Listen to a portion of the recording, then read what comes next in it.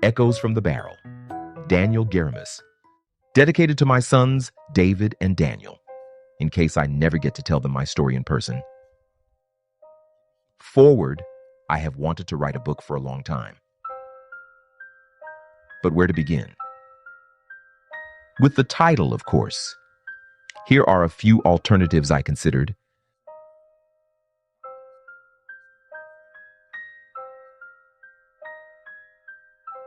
My Happy Life with a Sad Face. Too long. The Brooms Will Hang sounds threatening and untrue. 050. It's my age, but it sounds like a secret code.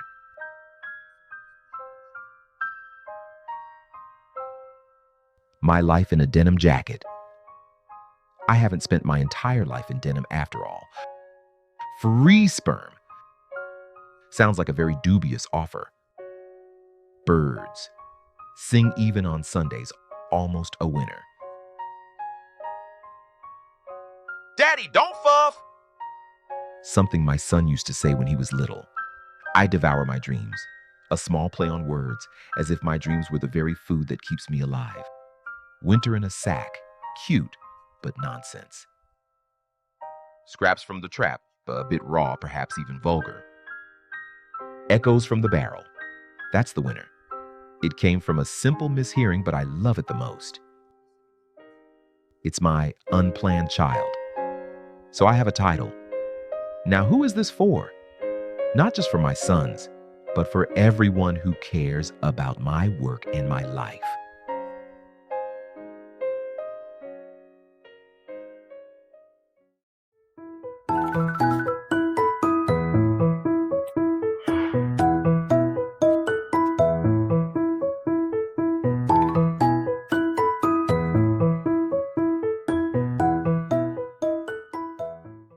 Beginnings.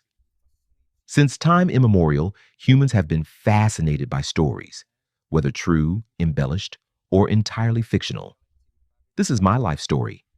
I am writing it exactly as I remember it, exactly as I felt it. I won't name everyone, not out of cowardice, but because I'm not here to settle old scores.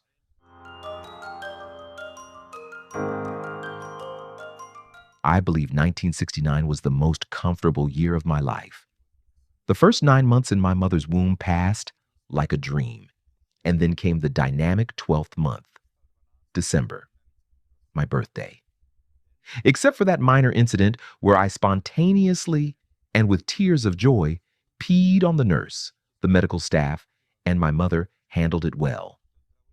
For a long time, I mistakenly believed the world only began when I was born, perhaps because it was shortly after the Warsaw Pact invasion.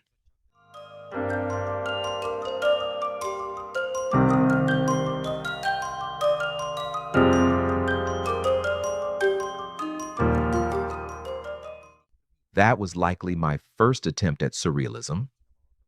I've always been fascinated by the perception of the unreal world.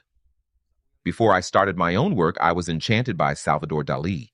My very first works were signed Dodgy, an abbreviation of Daniel Gizichka. Later, I chose Garamus as my pseudonym, my mother's maiden name. It sounded more worldly, more mysterious than my bird-like surname. Only years later did I discover how many great artists chose their names after their mothers.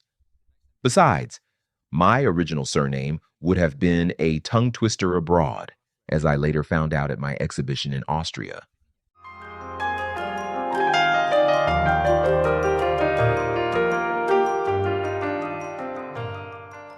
It was a time of handing in party cards, of breaking characters and humiliating confessions.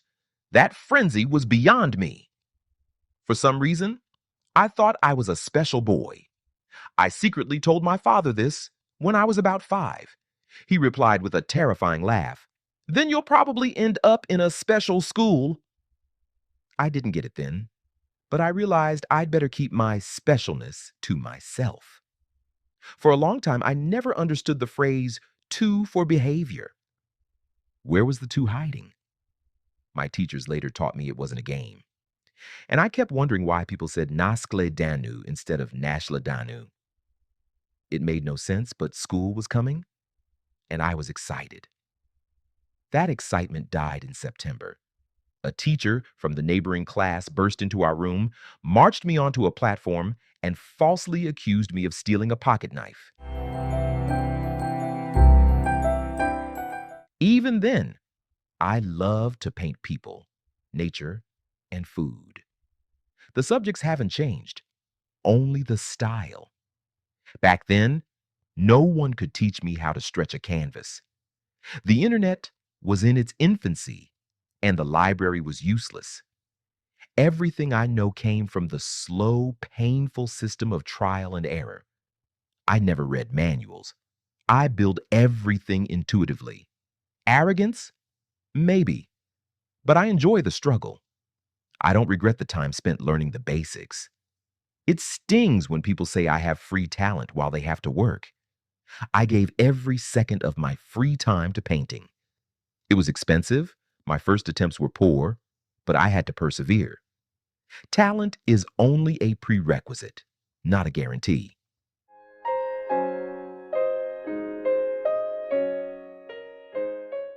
The slap. Every time I told that teacher I didn't have her knife, she slapped me. Hard. I decided not to cry, but a few tears escaped anyway. As a souvenir, she wrote a full-page note in my notebook. In red, of course. Welcome to reality. It caused such a stir that my dad went to school with me the next morning. He kept asking if I really hadn't stolen it. I didn't even know what steal meant yet. I remember him grabbing the huge school door handle, and I asked, "Dad, do they lie in that Russian newspaper, Pravda, too?" The note was crossed out. But since that slap, I've hated teachers. My own teacher didn't stand up for me. Instead, she spent the first grade telling us that men were useless drones and only mothers mattered. She was clearly projecting her own trauma. It made me insecure despite my bravery. Despite.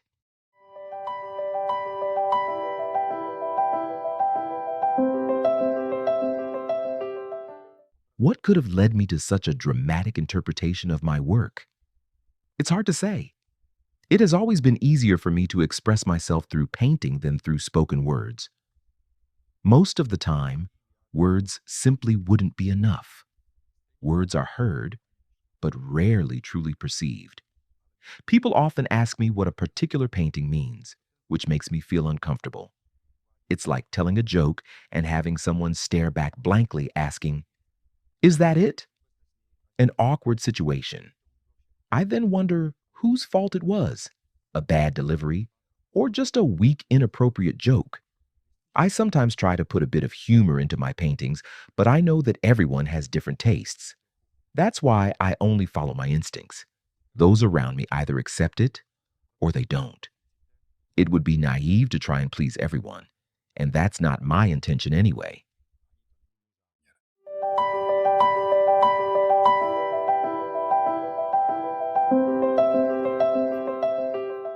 Before I even started school, and long before I knew how to swim, I jumped into the deep end of the pool, and before I could even read, I was reading fairy tales to the older kids in the hospital, using picture books with almost no text.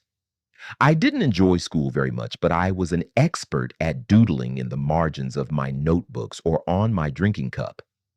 My teacher never fully appreciated the occasional portraits I sketched of her on the back pages. I didn't exactly excel in art class either. Often what I drew on my paper was miles away from what the teacher had sketched on the blackboard. The school's rigid approach acted more as a deterrent than an inspiration. You probably know what I mean. Even something you truly love can take on a bitter aftertaste when presented by the wrong teachers. Plus, as an unwanted bonus, there was the omnipresent socialism. Every moment was some kind of anniversary, celebrated with waving flags. I hated those red flags with a passion. Portraits of Lenin hung on almost every corner, looking not unlike the horned one himself. Under pressure, or perhaps in the hope of better grades, My classmates joined the pioneer organization. Little communists, a complete Husatjugend. The only ones in the whole class who didn't join were me and my eternal companion, Jara Blaha.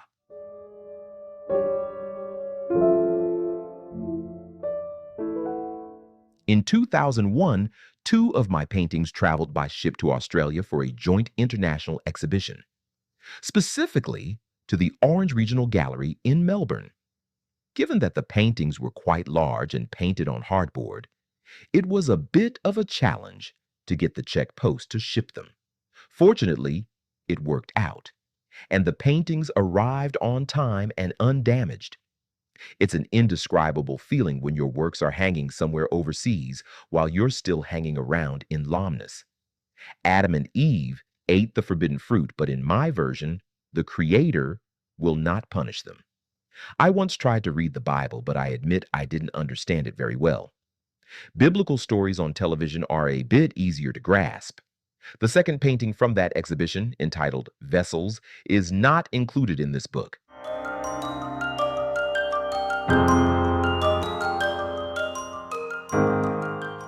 I hope I'm not doing anyone an injustice, but when a 9 or 10-year-old child puts on a uniform and has a blood-red scarf ceremoniously tied around his neck, everyone tells him he is suddenly something more. Such a little brat in a scarf is supposed to be truthful, a straight A student, and always obedient to his adult comrades. Fortunately, my parents never forced me into it. But because I refused to join their ranks and socialize in an organized way, I somehow became a second-rate student. Jara and I didn't mind, though. We always had to walk at the very back during the May Day parades, so we wouldn't spoil the view for them. Even at the summer pioneer camps, they would shove us aside during formal ceremonies. They were probably ashamed of us. At a certain point, you simply become an outcast, and your grades or behavior no longer seem to matter. But the biggest upheaval of my life was yet to come. On June 21st, 1981, my parents hadn't been at ease for some time. One Saturday, my mother and I went to nearby Valdez to pick strawberries for a friend of hers. My brother was staying with my grandmother in Lomnus. On Sunday, a member of the state police showed up, looking very serious.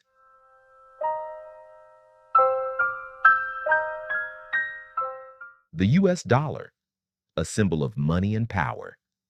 At the time I painted this, I was working as a warehouse clerk at Technolan. From time to time, a customer would slip me a small tip, a bottle of wine, a pack of cigarettes, or a few coins for a beer. I never quite understood why they did it. Perhaps to ensure I did my job well, or maybe to go above and beyond the call of duty. It was interesting to find that the poorer the customer and the smaller the order, the bigger the tip. At first, I was a little offended by these gestures. Eventually, I got used to it, though I never asked for them. After one particularly large delivery, my colleague and I took a break. As I drifted into a light drowsiness, this image flashed into my mind. I still thank my former employer for that inspiration.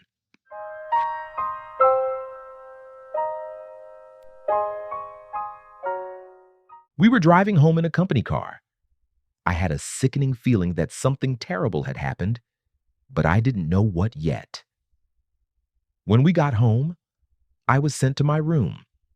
From there, I could only hear the muffled voices of my mother and the policeman.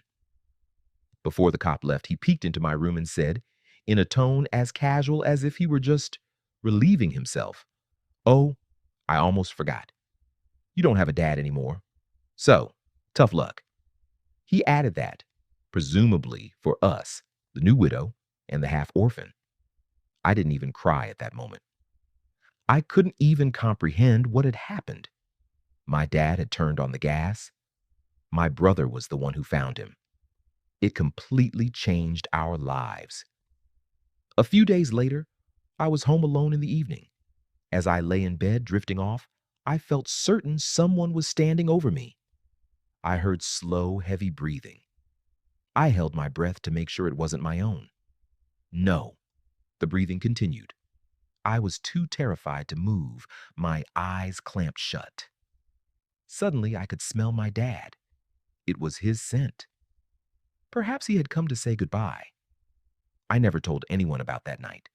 I was afraid they would send me for some kind of psychiatric examination. Balance. The balance between art and money. When I paint for myself, the rule is simple. I have to like it. When I paint on commission, I consider the buyer's taste. I've always loved to draw and doodle. Even as a child, I sensed it would be beautiful to make a living as a painter. But poor grades in elementary school led me to 3 years at an agricultural vocational school. Then came 2 years of military service, followed by 3 years of mandatory work at the STS in Lomness to pay off my apprenticeship. It was clear that for a long time I could only paint after work. That meant coming home from a shift, working on the house, and then painting for a while instead of watching TV.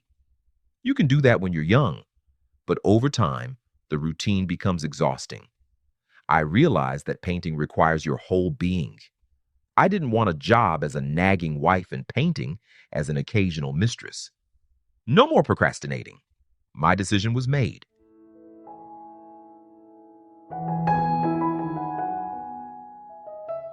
Or straight to the orphanage. After a while, my mother brought home a new boyfriend. As is often the case, some of the other children would occasionally make harsh comments about my father. I got into fights quite often because of it.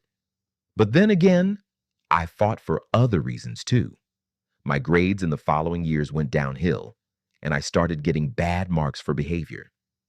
It wasn't anything major. Jara and I just did the usual boyish things, but it was enough for the teacher to lower my grades. In 2012, during my exhibition at the Lomness Castle, that same former teacher came to me and apologized. She said she had given me and Jara those bad marks unnecessarily.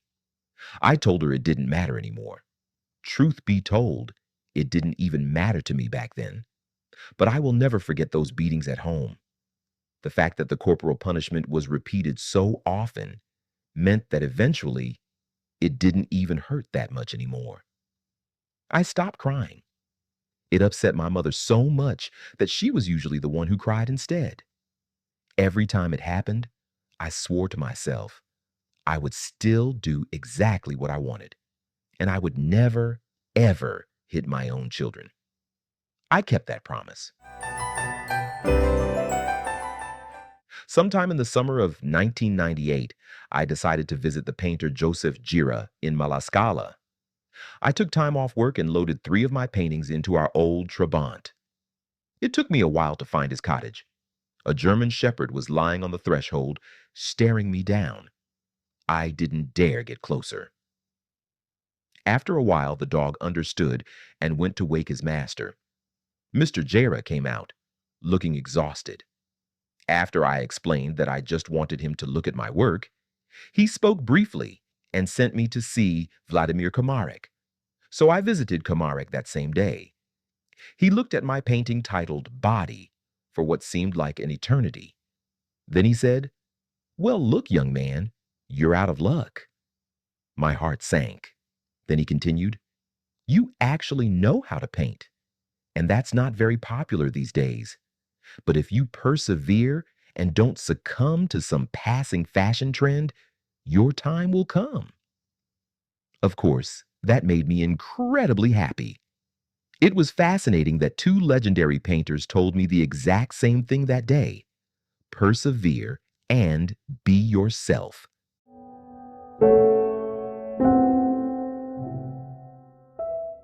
They caught me sometimes, usually by the impractical handle of my school bag. An angry adult would bark, "What's your name, you rascal?" And I would whine with the most innocent face I could muster.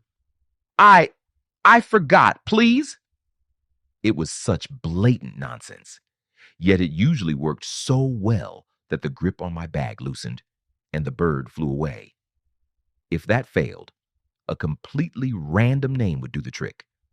Dvořák, Čapek, or maybe Fuchik, whoever we were currently discussing in class. Foreign names would have been too suspicious, so Lenin never quite made the cut.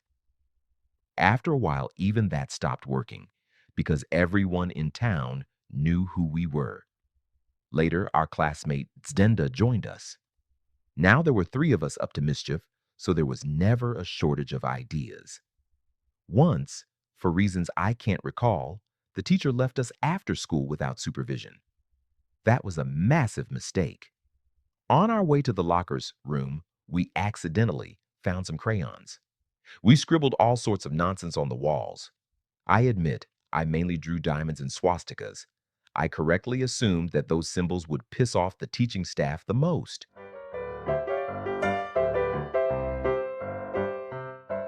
Every child eventually realizes that beneath the masks of St. Nicholas and the devil are just ordinary men. A revealed angel, however, is a different story. Every painting should have its own mystery, its own magic, and its own soul. I love the feeling when someone asks me at an exhibition opening what a painting means. I only ever drop hints. If a group of people starts discussing it, a fascinating debate can develop, with everyone imagining something different. That's good. We all perceive things differently, and a painting is not a traffic sign. Questions like, "Did you really paint all of these yourself?" make me a little nervous. When I say yes, some people still look skeptical and stubbornly point to another one. "And did you draw this one too?" Other favorites include, "Where do you get your ideas? Do you paint while you're drunk? Or are you on something? Because if you are, I want some too." As I said, it's fine that we're all a little different.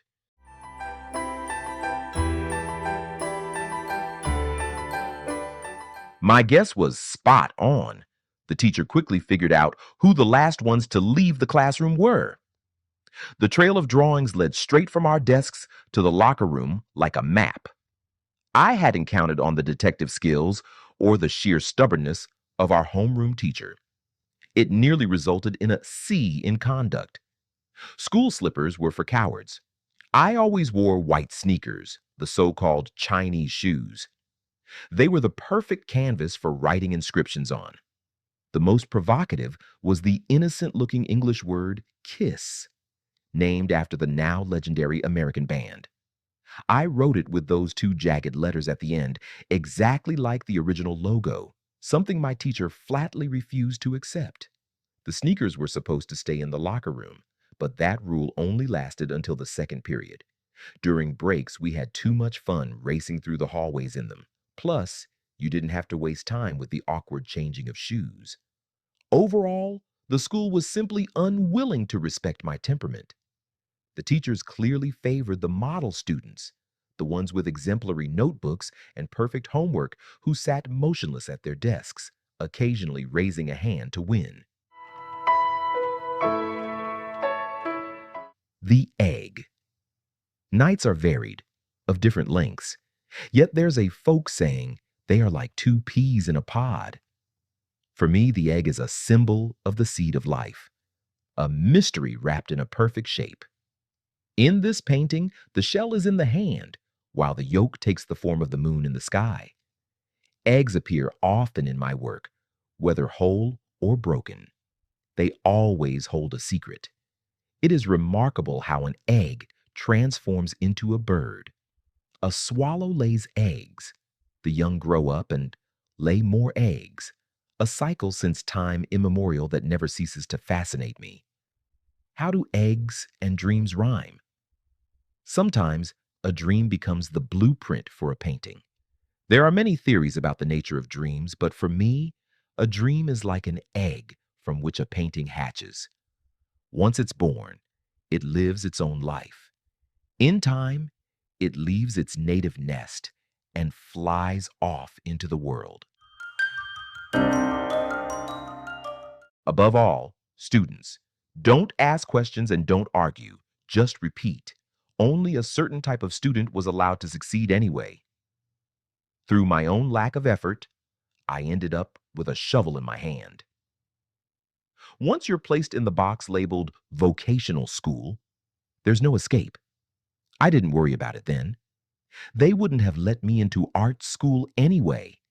And at 13, it's too early to think seriously about your path in life. All that was left was to suffer through the rest of elementary school. The 8th grade felt a lifetime away. On the bright side, Jara lived just a few meters from us, so we often visited each other before school, sometimes at his place, but more often at ours. We would blast records, especially my older brothers, because we couldn't do that when he was home. Cigarettes would mysteriously vanish from my mother's Clie pack. Sometimes our morning chess games would drag on, and we wouldn't show up to school until the second or third period. Of course, the teacher always found out. When we finally made our gracious entrance, reeking of cigarette smoke, she rewarded us with notes in our report cards. School meant nothing to us. We found the whole thing laughable. The thumbprint, an old black and white photograph of the former Lomnus Club, Chumachi, inspired this painting. The large thumbprint represents the touch of death of the coming World War, something the club members in the photo could never have imagined at the time. One by one, countries were dragged into the global slaughter. After the war, many of the defendants laconically stated they were just following orders. In my own life, I've heard the mantra, "I was told to," or "I only did what I was ordered to do," far too many times. People love to hide their own responsibility behind someone or something else. But I believe that in the end, each of us will stand face to face with the Creator at the moment of death. And in that moment, there will be no excuses. Yet somewhere deep inside me, there was still a feeling that I wanted to achieve something in life. I just wasn't quite sure what. In 5th grade, we visited the Lomnus Museum to see an exhibition by the painter Joseph Cobert.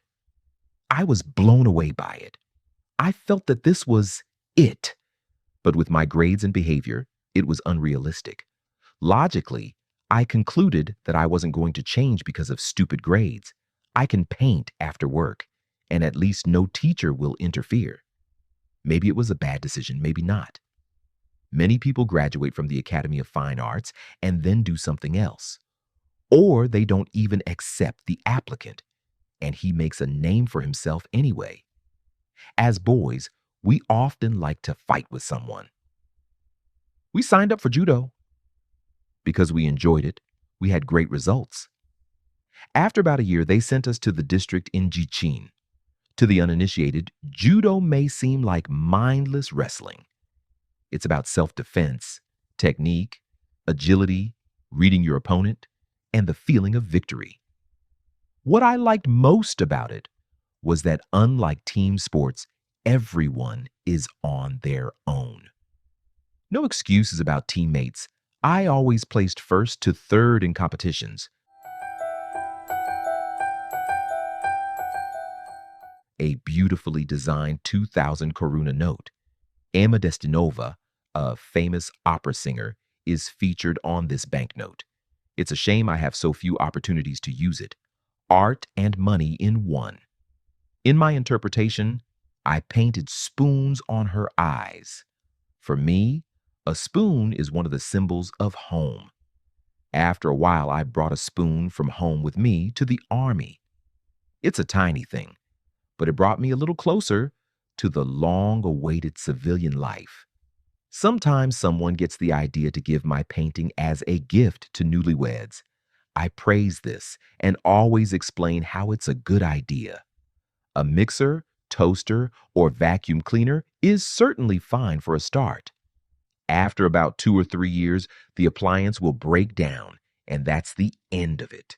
Whereas a painting hangs on the wall, doesn't eat bread, and if the marriage lasts, their children's children will look at it too. Once I came home from a tournament where I won first place. I didn't get a medal or a diploma. I wasn't as upset about that as I was that my mom didn't believe me. I had nothing to show for it. To be honest, I didn't really enjoy judo training. After the warm up and theory, we practiced moves and then came my favorite part, randori. It was basically choosing an opponent and fighting on the tatami, within the rules, of course. More and more often, a girl about a year or two older than me would pick me. At first, I didn't like fighting a girl, but soon the two of us would end up rolling around on the mat, more or less just going through the motions. We rolled our young, agile bodies around, first her on top, then me on top of her. It wasn't about judo anymore. I sensed there were other, far more interesting contact sports in the world. It was also the beginning of the era of long hair. Teachers would sarcastically lecture me. Long hair, short mind. In my prepubescent insolence, I always thought, short hair, no mind. To this day, I still don't get along with barbers.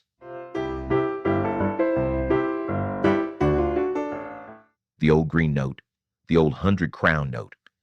It accompanied me from childhood all the way to adulthood. In this painting, the front and back merge, and 100 crown Skoda car in that iconic green shade was added. I love looking at banknotes for their aesthetic beauty. I've spent a long time studying them, noticing every tiny detail. I think about them more philosophically than economically. Old currency has an exciting patina. I think about how many hands it has passed through and what it once could buy. How many stories and desires are hidden behind each one?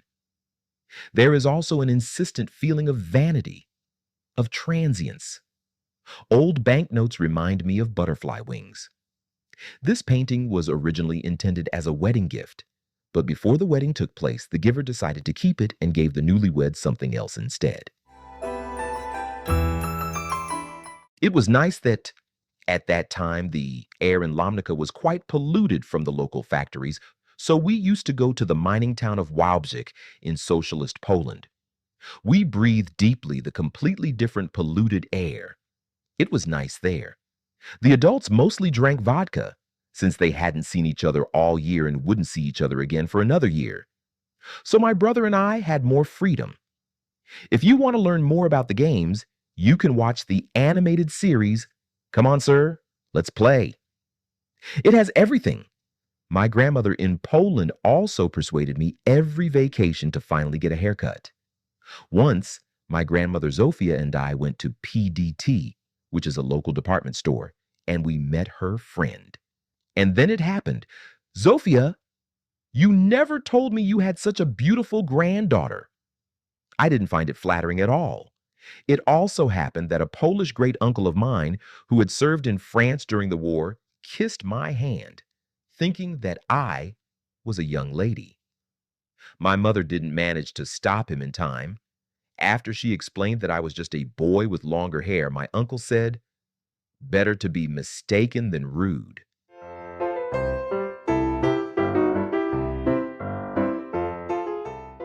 A white door like a tombstone. The entrance to a grave. The cross is also there. It wasn't my idea or a revelation in a dream. In short, once, during the renovation of our house by the swimming pool, there was an old white door lying in the grass that I had put there, which had gradually become overgrown with grass. That door no longer exists, except in this painting. The painting also changed owners. The house I laboriously rebuilt is still standing, but I don't live there. You've probably also had the experience of talking to someone, seeing them often or only rarely. Sometime after your last meeting, you learn that the person has died, quite without warning, without you having the opportunity to tell them anything important. Only memories remain, which gradually fade and fade away over time, or merge into one indistinct memory. I always make it easier for myself by talking to the deceased in my mind and finishing the unspoken words somewhere else. As a boy, I collected plastic World War II soldiers. For some reason, they were impossible to find in our country, but they were everywhere in Poland. I had to beg my parents for money, and sometimes my mom would send me to my grandfather. He always wanted to see what I bought, but I never showed him the German soldiers out of a strange kind of sensitivity. During the war, he and my grandmother had been totally committed to the Reich, and as a result, Grandpa Jaramus hated anything German with a burning passion. His blood would boil just at the sound of the language. In elementary school, I wanted to take German as an elective, but my teacher wouldn't hear of it, insisting I attend manual workshops instead. She may have meant well, but it hurt my feelings deeply. Out of a mix of spite and laziness, I never caught up with the language later. I know teaching is a demanding profession. Over the years, every teacher develops some kind of tick or a favorite phrase that unintentionally amuses the whole class. That's the better case. The worst case is a certain disdain and insensitivity toward the students.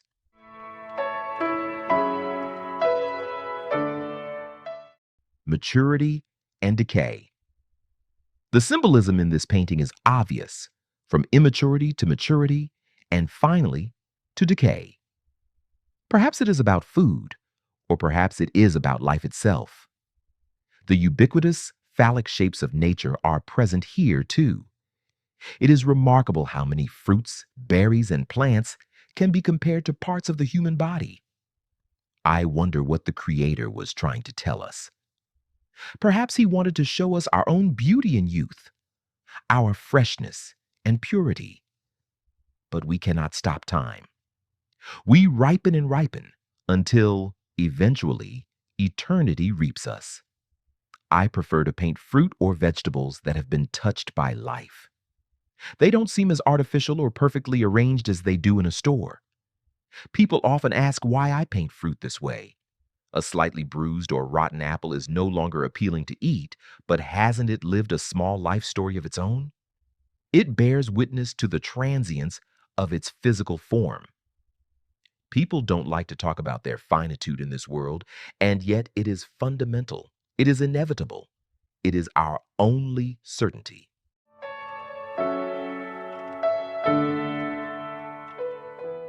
Sometimes, a curious teacher would make a student stand up at their desk during class and ask point blank, "And why are your parents getting divorced?" Or, "What did your grandmother die of?" It was amazingly pleasant. Whenever a teacher had to step out, she demanded total silence and always put a girl in charge. The moment that girl got a taste of power, she turned into a little beast. Even if she didn't write us up on the board, the teacher would still snatch mine and Jara's student books, claiming we could be heard all the way down the hall. Another reprimand was born. Who else would have been the troublemakers? The potato brigades were better. Not that I enjoyed the work, but we were in the fresh air and had plenty of opportunities for mischief. Not far from us, Soviet soldiers were also picking potatoes. Their commander stood within firing range, and we discreetly tried to knock his massive cap off his head with potatoes. The drivers would give us a few crowns for our work, probably for cigarettes, plus 2 rolls, a slice of Gotha salami, and some lemonade. To this day, when I buy those things, I wonder just how much of our native soil I actually ate back then. The fallen, proud tree trunks that just a moment ago were reaching for the sky. I felt an obligation to capture them on canvas before they were cleared away. I love to capture transience and the temporary nature of things in my paintings, recycling without the fun. Trees will never truly disappear from this world. They will only change their form. No one knows for sure what happens to a person after death, but the idea that there is nothing afterwards terrifies me. It makes no sense at all. All the suffering, joy, love, work, and faith cannot simply evaporate. I don't begrudge materialists their opinions. After all, that too is a form of belief. I've never been attracted to organized religions, sects, or theological groups. For me, faith is far more important than religion. I never ask God for anything. I think it would offend him. I already have everything I need to live. Sometimes I simply thank him for a new day in this world, for the successes, but also for the lessons learned through failure. Going to the cinema was always an adventure. Most of the time, they fed us Russian crap, but I was deeply impressed by the film Krakonosh and the skiers. The director, Vera Shimkova-Plivova, was born right here in our town of Lomnitz, which gave me a rare sense of pride and worldliness.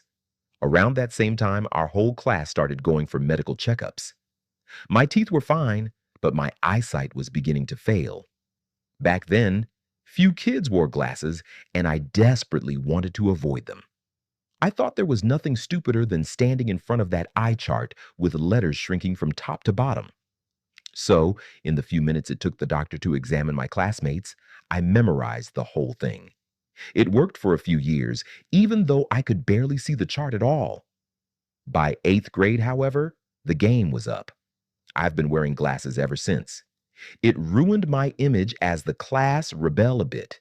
After all, only nerds wore glasses back then. The time was approaching to choose a vocational school. Honestly, I didn't care. With my poor grades and reputation, my only options were becoming a bricklayer or a mechanic for agricultural machinery. Mona Lisa, often imitated, often parodied. Even I couldn't resist. It's not a mockery of the old master, but rather a tribute to his genius. If it weren't for the old masters and the history of painting, I probably wouldn't be doing this at all. Since the days of cave paintings, humans have felt the urge to create. I can still imagine the vibration and excitement those early artists felt. They say prostitution is the oldest profession, and that may be true. But to exaggerate only slightly, painting is the second oldest. How often do I feel like a prostitute when I offer my work for sale? Sometimes a stranger asks me what I do for a living. When I answer truthfully that I paint pictures, a flash of contempt often appears in their eyes. In that moment, even a prostitute seems to have more social prestige to them than an artist. I don't blame them. I can see immediately where their inclinations lie. Because my mother's boyfriend worked at the STS in Lomnitz, they pushed me toward a vocational school in Vysoké nad Jizerou. During the summer holidays after elementary school, my mom, Hansa, and I went to Bulgaria to the seaside. The sunny beach was nice, I suppose, but pretty boring. I met a girl there, Jitka, and we became very close. But the romance ended, at least for me, the moment the trip was over. Many people say they'd love to return to their childhood. Not me. I'm much better off now. I don't have to answer to anyone. I do what I want, when I want. In 8th grade, they issued us ID cards, even though we weren't 15 yet. It was an intoxicating feeling of adulthood. I already knew how to smoke, so it was time for alcohol. My older friends and I headed to the nearby Genoese ponds. Back then, it was beautiful there. Better than Bulgaria.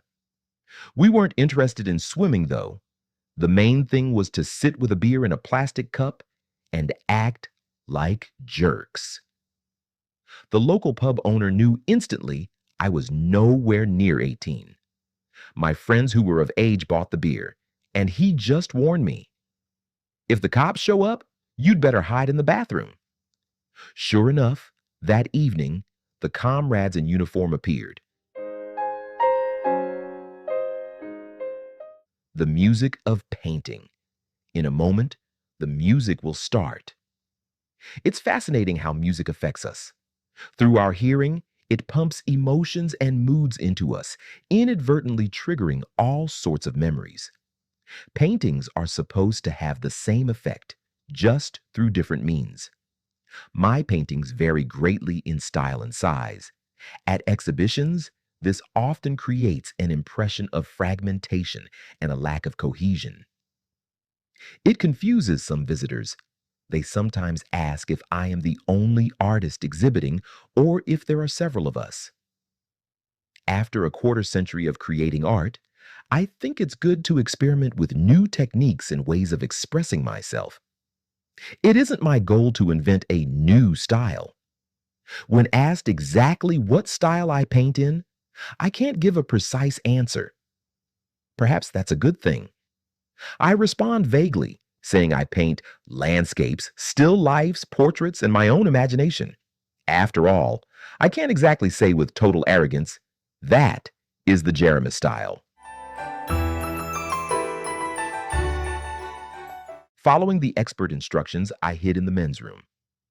It was a long, tense wait, so after a while, I decided to slip out through the window, but a member of the state police was already standing there. With the grin of a successful hunter, he barked, "Hey, young man, your ID card?" "I don't have one," I replied. "So you forgot it at home, huh? Where are you from?" I put on my most innocent face and said, "Lomnus, but I'm only 14." The policeman, apparently from Jichin, just grabbed his cap in frustration. "Get out of here! Right now!" he snapped, letting me go like a fisherman releasing an undersized fish. After the holidays, my mother and I set off for the vocational school in Visoke Najizero. The start of my apprenticeship was awkward. There were 41 of us in the class. Someone was clearly extra.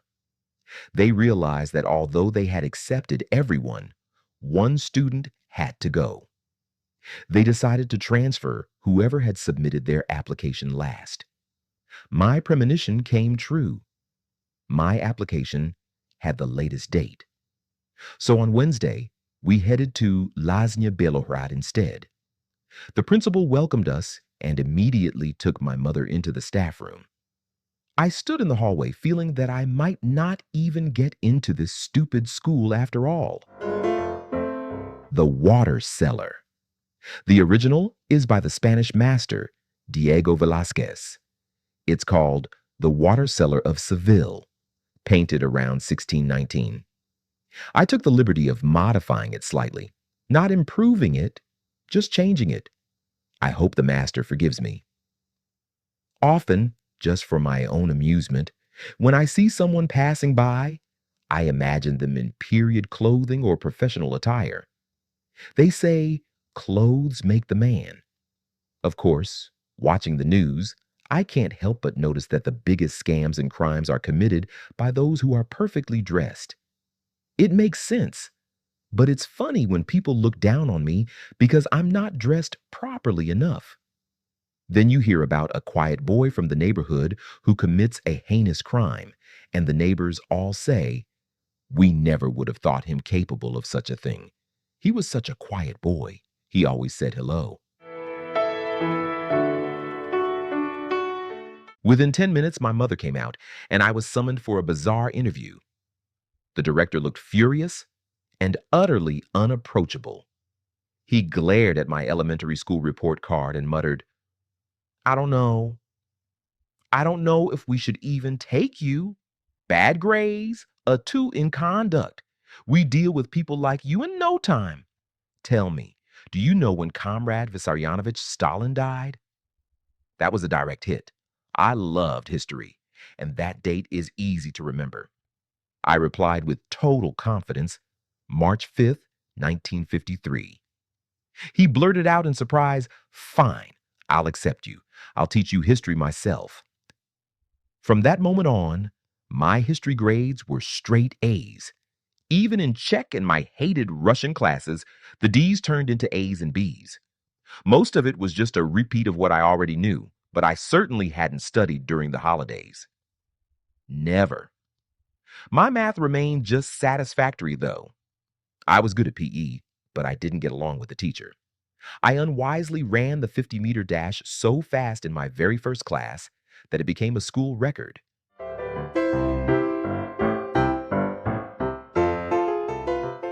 Not me, Jan. How many people have the courage to lay down their lives for their beliefs, like Master Jan Hus or Jan Palach? Not me, Jan, is the title of this painting and also my personal answer to that question. To back down, to deny oneself, and then, once the enemy's spit has dried on your face, to claim that things are different again. It is difficult to judge the value of a life lived like that. Fortunately, I don't live in such extreme times and haven't had to face such a test to my core. Nevertheless, every day is a test. Looking back, I often didn't even realize at the moment that my character was being weighed. Life is not a routine. Every day has meaning. I don't want to fall into a stereotype when painting. Sure, some technical procedures I do mechanically, but the possibilities are endless. For example, when painting Lamnas. The only true limitation is within myself. I'm just trying to see how far I can go. The gym teacher was thrilled and immediately started planning training sessions and competitions. So naturally, I deliberately started running much slower. The erratic little man couldn't stand it. He pulled me aside several times and yelled, "Where are you from, you little brat?" Lamnas. That's where they have those anti-state faces like yours. No one ever gets a C in gym class, but you. You're going to get one. I was actually taller than him, and I enjoyed it all the more when he turned red over a grade on a report card. For the first time in my life, I was probably the top student in my class. Occasionally, the principal would tease me about being the only one who hadn't joined the Socialist Youth Union, SSM. I just calmly explained that membership was supposed to be completely voluntary. Once again, I was spoiling the comrades' perfect record. My long hair also made me stand out. I always had a few flimsy excuses ready. No one at the dorm minds, not at work, not even the other teachers, only you besides. My mom wants it this way. She forbade me from cutting it. As a precaution, the front desk right under the teacher's nose was reserved for me throughout my entire apprenticeship. They usually tested me right there at my desk, not even bothering to pull me up to the podium. The tapeworm. This is one of those paintings that can be hung upside down. In fact, it's always both upside down and right side up. It's also particularly suitable for people with allergies. Sometimes I ask my girlfriend if we should get a small, low-maintenance pet. She always shuts me down, saying that I sometimes disappear to a bar for a week and she has no intention of cleaning up after it. One night, while sitting at the bar, I had a brilliant idea. I'll get a tapeworm. It takes care of itself, and we can go to the bar together without any problems at all. I used to keep rabbits and goats. Rabbits aren't as demanding or picky as goats. Once, one of my goats died, and I buried it behind the house. Years later, I accidentally dug it up. I ended up using its skull several times as a model for my paintings, so, in a way, it remained useful even after death. My physics teacher was quite cross-eyed and could never remember our names. It caused a lot of confusion when he'd stare into the distance and bark, "Come to the blackboard!" He'd get furious when the wrong student stood up, someone sitting 2 desks away from where he thought he was looking. One day he spotted the silver $50 hanging around my neck. He practically lunged out of his chair to snatch it. I defended myself fiercely, and we ended up in a bizarre sort of dance in front of the whole class. When he realized he couldn't overpower a 14-year-old boy, he angrily ordered me to the barber. When I pointed out I had no money, he pulled out a 5 Karuna coin and told me to get a haircut. and be back in time for his next class. Instead, I went into town, bought 2 beers, and drank them. When I returned, still shaggy, I assured him the barber was closed. He nearly made me swear that his 5 crowns had been lost in some unfortunate accident. But he really lost his footing when he triumphantly sniffed the air and shouted, "And how is it that I can smell beer on you?" The spoons. 2 ways to hold a spoon. 2 ways to hold on to life. As children, we enjoy life as a matter of course. Adults, with all their good intentions, gradually try to take that away from us. In adulthood, simply enjoying life can become hard work. I try not to let myself be bothered by trivial, everyday worries. In the evening before falling asleep, I think about what I will paint tomorrow. I let my thoughts flow freely in a state of relaxation, perhaps meditation, and the images come to me on their own. Working while lying down with my eyes closed is easily the most pleasant way to create. The only problem is remembering it all in the morning. Only rarely am I motivated enough to get up and write the idea down. I console myself with the thought that if an image doesn't last until morning, it probably wasn't worth much anyway. But when I do wake up with an idea, I feel like a schoolboy, not one facing annoying lessons, but one heading out on a school trip to some wonderful, far-off place, far from the mundane and the boring. I can't wait to start painting again.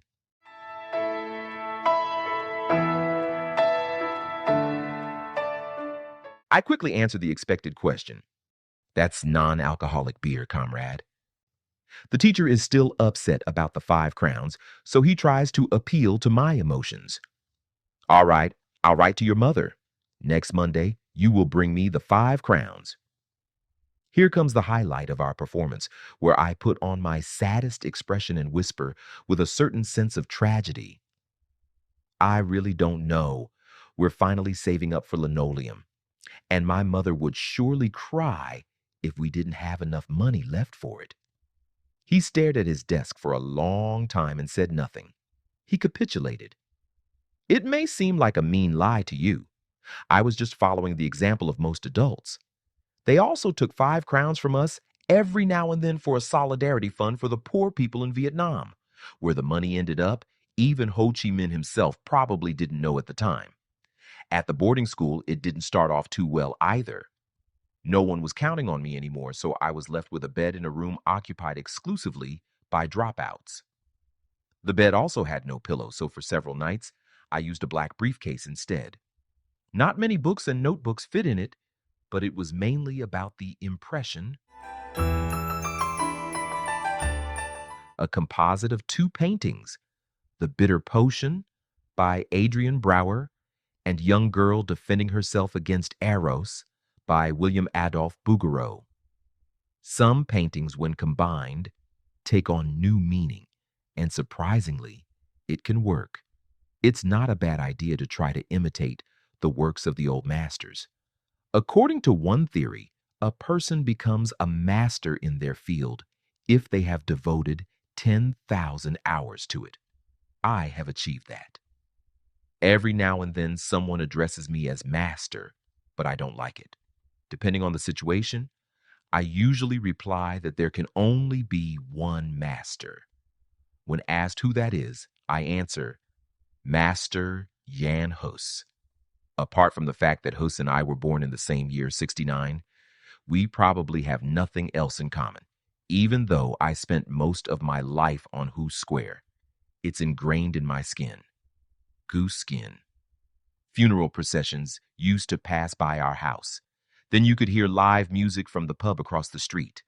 Life and death at a glance, from joy to sorrow and back again.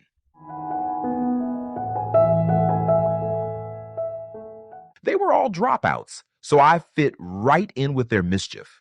A young teacher about 25 would rush in every few minutes to hand out punishments, but she never punished me. My innocent, angelic eyes worked on her every single time. The other boys were almost resentful, but I always appeased them by sketching a quick cartoon nude on a scrap of paper, and all was well. Back then, getting hold of a dirty magazine was a real challenge. In the classroom, where we spent most of our time, I drew more or less pornographic cartoons to amuse my classmates, complete with spicy commentary. When the notebook was nearly full of these drawings, the teacher suddenly confiscated it.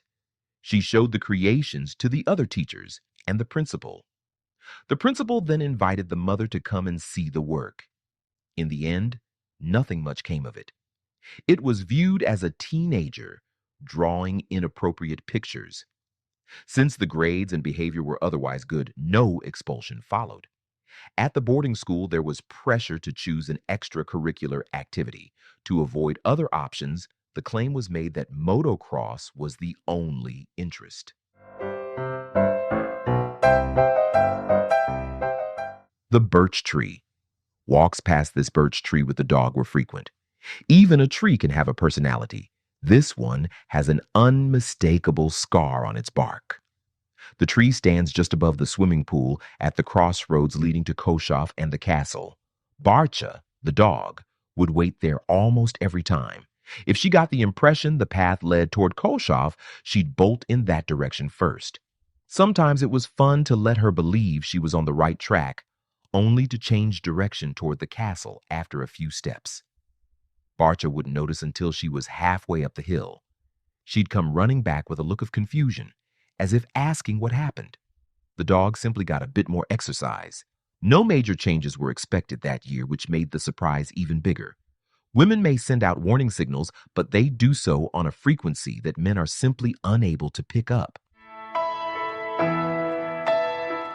The school staff eventually concluded that since I had become famous for my drawing so quickly, the best thing would be to enroll me in an art club. Fortunately, the club was led by my Czech and Russian teacher. She was a gentle, elderly lady who knew I had already mastered the curriculum, so she would often send me to her office instead of class. I drew illustrations for her chronicles, various diplomas, and things like that. It was far more enjoyable than sitting in a classroom, and it gave me time for the things a young boy prefers to do alone. Around that time, a roommate at the boarding school gave me an old denim vest with Black Star written on it. That was a treasure. I immediately wore it to a dance at the Sokol Hall in Lomnitz. Around midnight, my mother and her boyfriend, Hansa, showed up to find me. The other boys pointed them out, so I went to meet her, but I refused to go home. I couldn't just obey her anymore. The next morning, I woke up to a horrible sound at home. My mother had torn that precious vest to shreds. Fortunately, I managed to get another one shortly after, but from then on, I kept it hanging safely by my bed. The spoons, a hungry family gathering for a meal. The fascinating shape of a spoon always reminds me of a human figure. I personally prefer eating with a spoon, even if it's considered low class in polite company. It's not refined. I remember a phrase from my childhood. Representatives of the USSR and the USA met at the highest level. It gave me the impression that, away from the cameras, these leaders behaved in a low manner they couldn't show on TV. Maybe they ate with spoons, spat on the ground, or even fought. I was deeply affected by the propaganda claiming that the Bundeswehr and the warmongering imperialists from NATO would soon invade us. I never understood what they supposedly wanted to take from us. In the movies, it looked like they were doing much better than we were. The policy of permanent fear, of the enemy standing at our borders, and the endless gratitude forced upon us toward the Soviet Union got on my nerves. Today, they are trying to scare us again, and watching the news feels like one long disaster. In practice, my situation was completely different from school. My classmates were from nearby villages. They had known agricultural machinery and crops since childhood.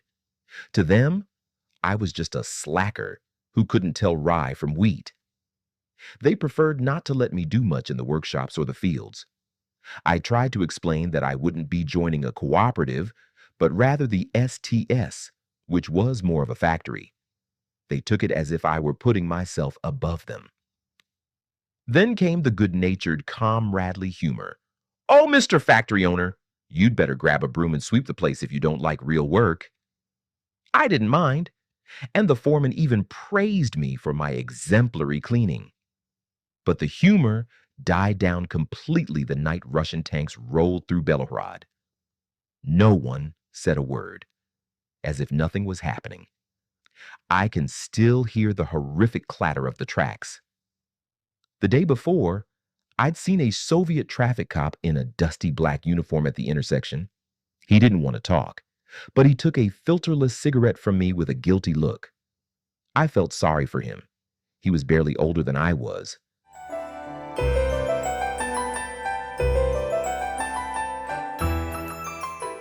Crushed fruit.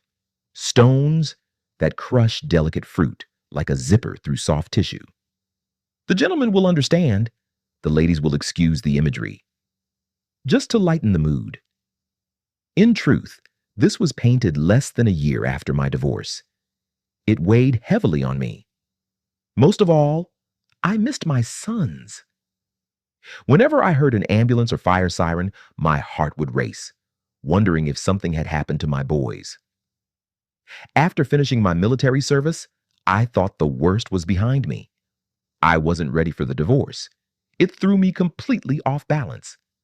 But over time, I felt better and better. I truly believe I am currently experiencing the best years of my life alongside my girlfriend, Liba. She was one of the few who stood by me when things were at their worst. Life's trials press us like fruit, extracting delicious sweet juice from our souls. After these sweet years, another harsh trial will surely come. But I am certain I'll get through it, just like everything else that has happened to me so far.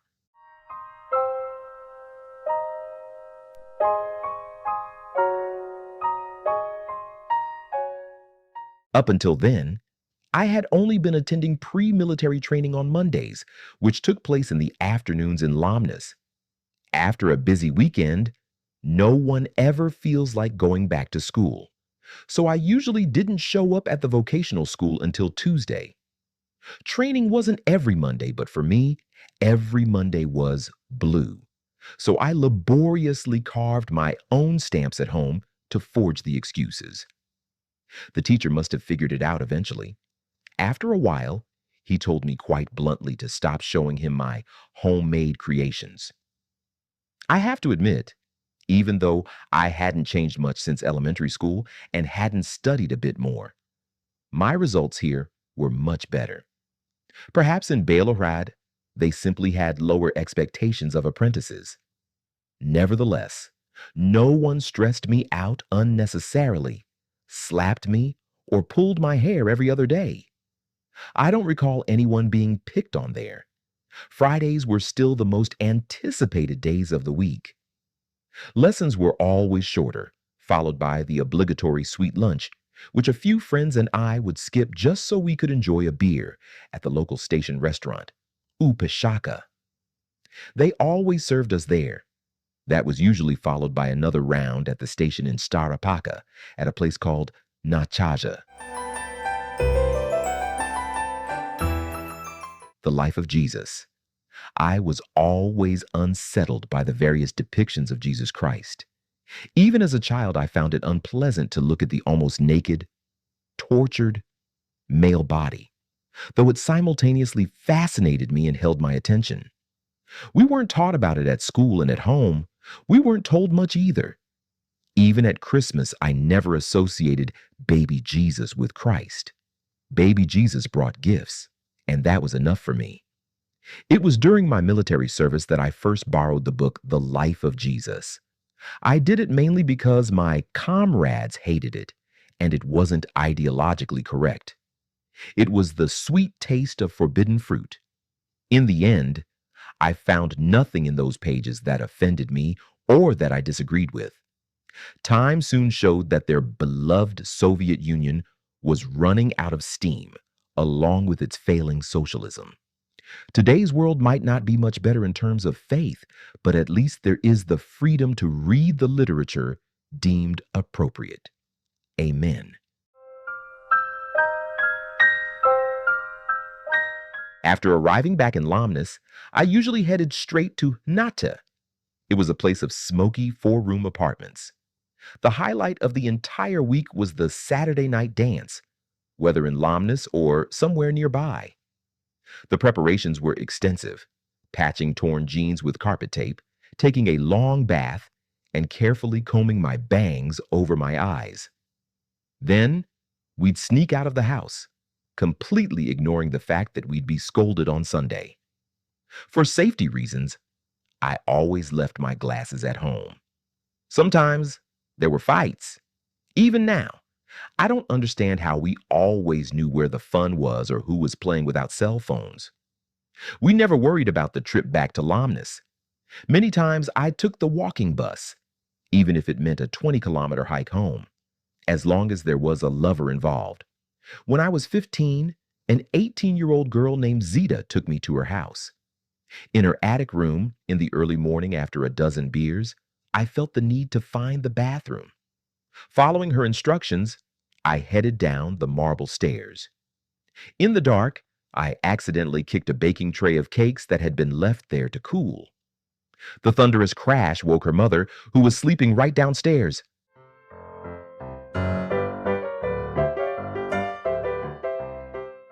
Ribs and money, pork ribs and cash.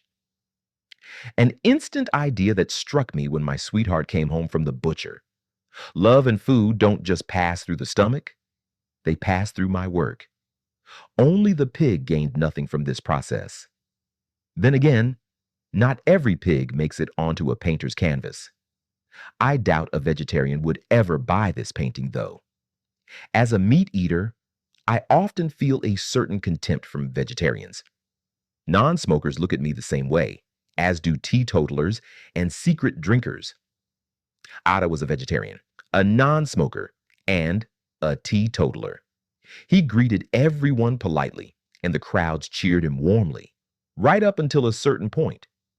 For several years, I was unemployed and had to visit various government offices. It wasn't pleasant, arriving just after 8 in the morning, slightly tipsy, and smelling of a freshly smoked, unfiltered cigarette. I always wondered, if alcoholism is a disease, why do they hold it against me?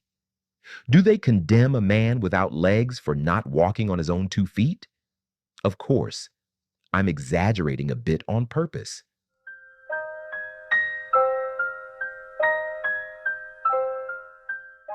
Zita's mother ran into the hallway, flipped on the light, and there I stood, completely naked, in a state of unmistakable arousal, and simply shouted, "Hello! Where's the bathroom?" Back then, there were plenty of girls who shared my direct approach to romance. All I had to do was ask one to dance, lead her to the floor, and immediately whisper, "Would you rather just go outside?" I wasn't that bold at first. It took a few years for the time between meeting and sex to shrink so drastically. I'm honestly surprised I passed my final exams at all. My head was filled with only 2 things: girls and where the next party was.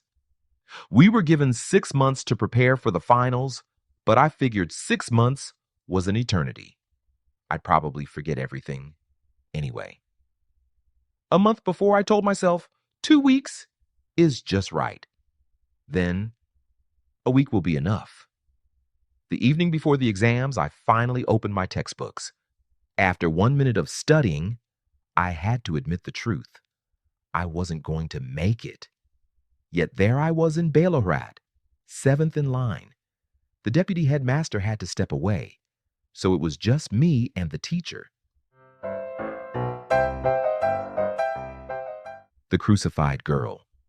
The woman in this painting somewhat evokes the image of Christ crucified.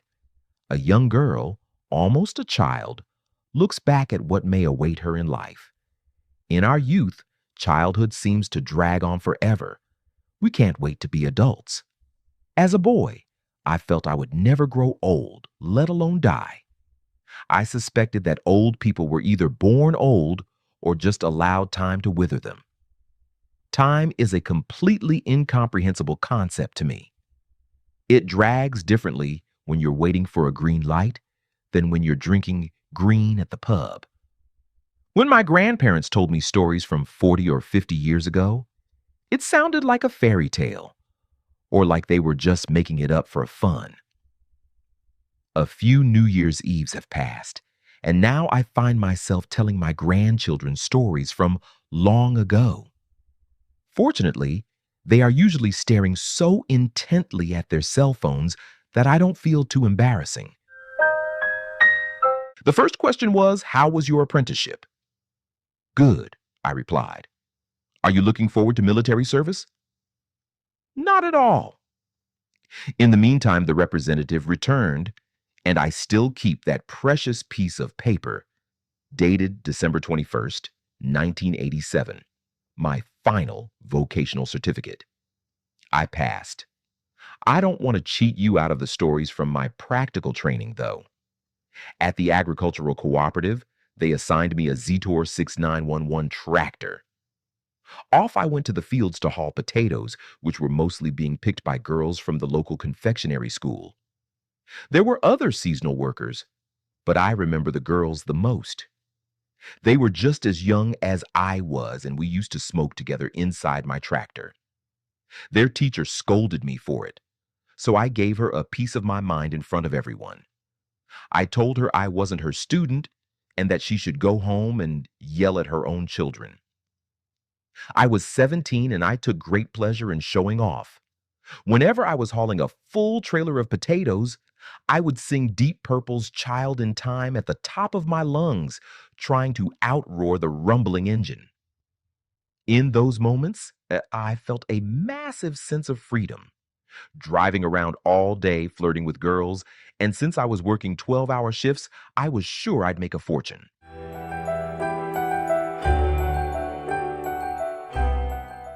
Cinema and quotes. This painting was loosely inspired by my favorite movie, Seclusion Near a Forest, Na Samotya Ulesa. I doubt there's anyone in this country who hasn't seen it, but even so, the painting speaks for itself. I've often used film themes in my work. Czech cinema, in particular, is a total phenomenon for me. I'll never let it go. It's hard to say if I would feel this way had I been born in Mexico, for example. Probably not. But I was born here, in the Czech Republic, and that's why it's so close to my heart. There's an interesting phenomenon with movie quotes. It's like the chicken and the egg. Did a real-life sentence make it into the script, or did a line from the film become so common that no one even realizes it's a quote anymore? As boys coming home from the cinema, we'd replay various scenes over and over. It was always hard to explain at home why I was returning so late when the screening had ended 2 hours ago.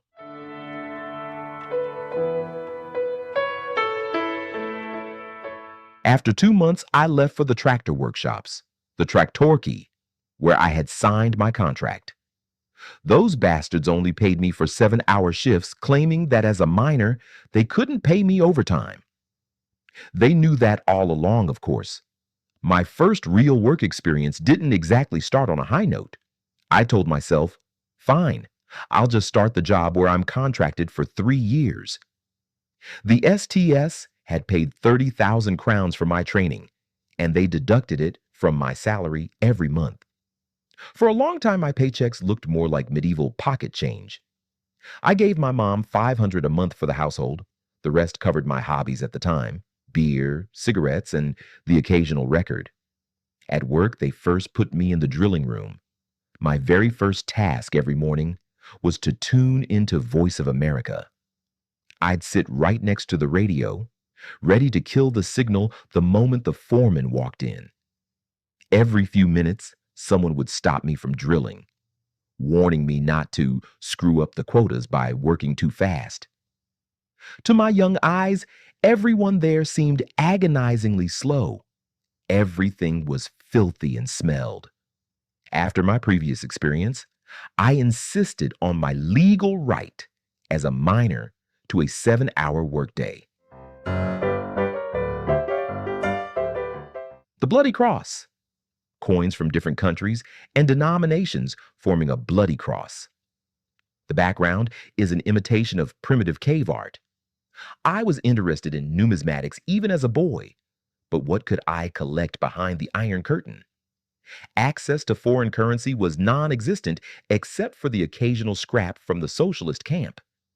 I was fascinated by the magic of it, how you could get something real for a mere piece of paper or metal.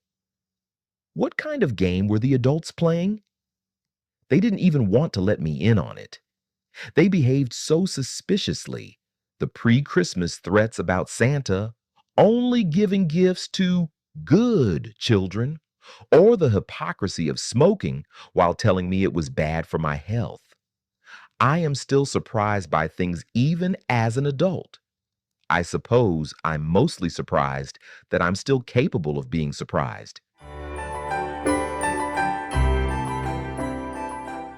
Sometimes my feet would simply slip and I wouldn't show up for work at all. Under socialism, these so-called unexcused absences could even be a criminal offense if they piled up. There was a right to work, but also an obligation to work.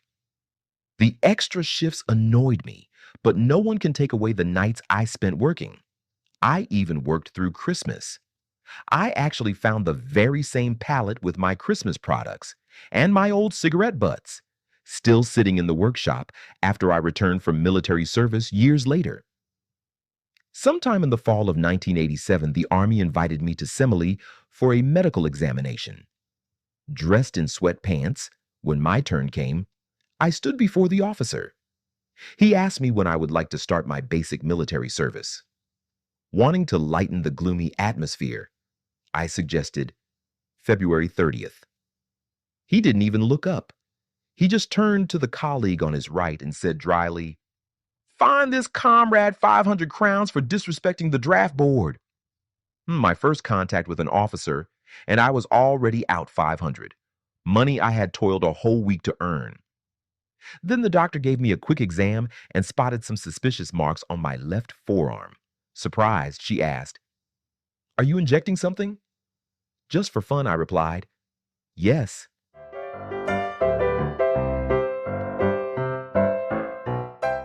Cramped fish. Fish packed tightly together have always seemed deeply disturbing and oppressive to me. Fish, animals, humans, creatures surrounded by cold, all-encompassing technology. I feel a constant, vague pressure on society and on individuals after this homogenization. Are we all supposed to be identical, easily calculable, and predictable? Fortunately, every such attempt in history has ended badly. Even cold metal eventually cracks under the strain.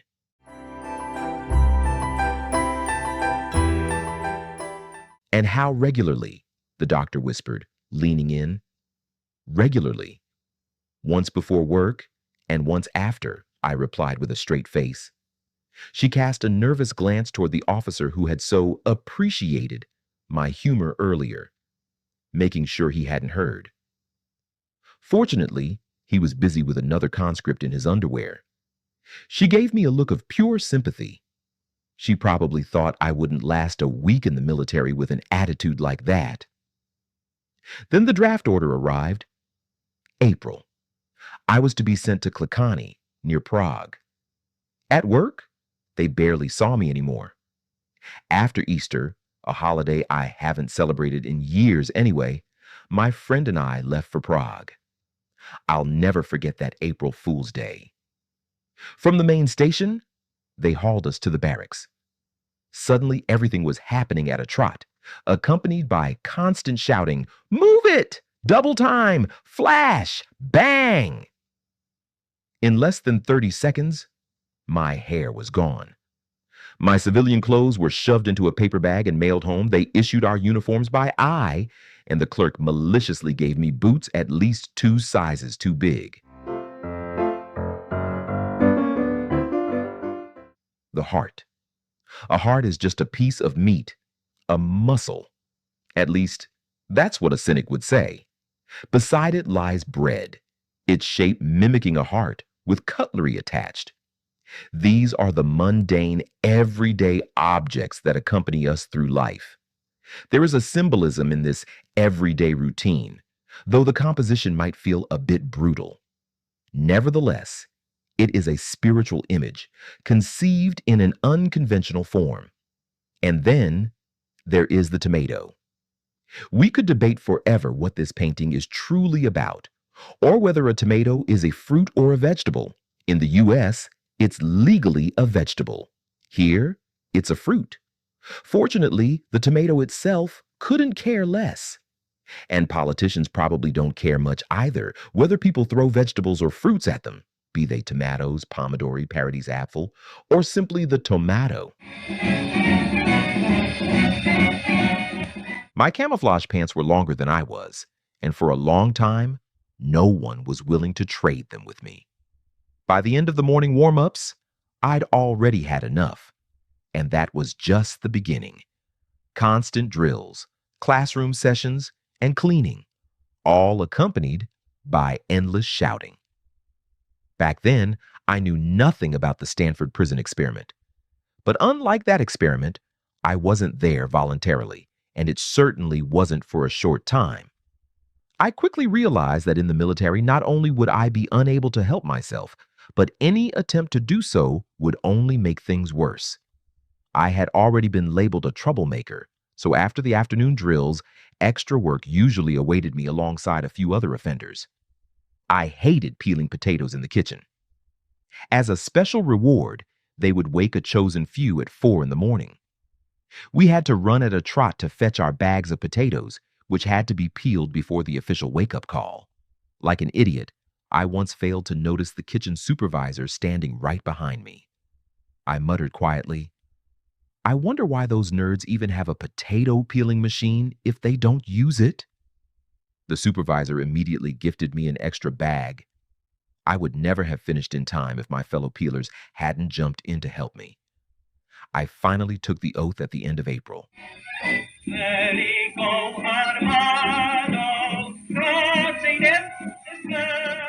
Pansophia, omniscience.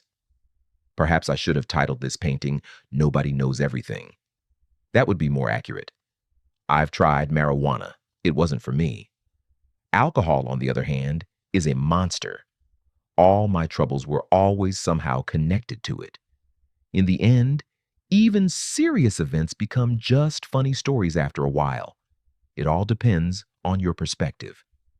This whole book is simply a collection of recast memories, small moments in life. It's funny how, when 3 or 4 people remember the same event, everyone recalls it completely differently. It doesn't matter if it happened 30 years ago or 2 weeks ago. Fortunately, unlike the figures in this painting, we are all different. An objective opinion is probably just the sum of the most dominant subjective memories.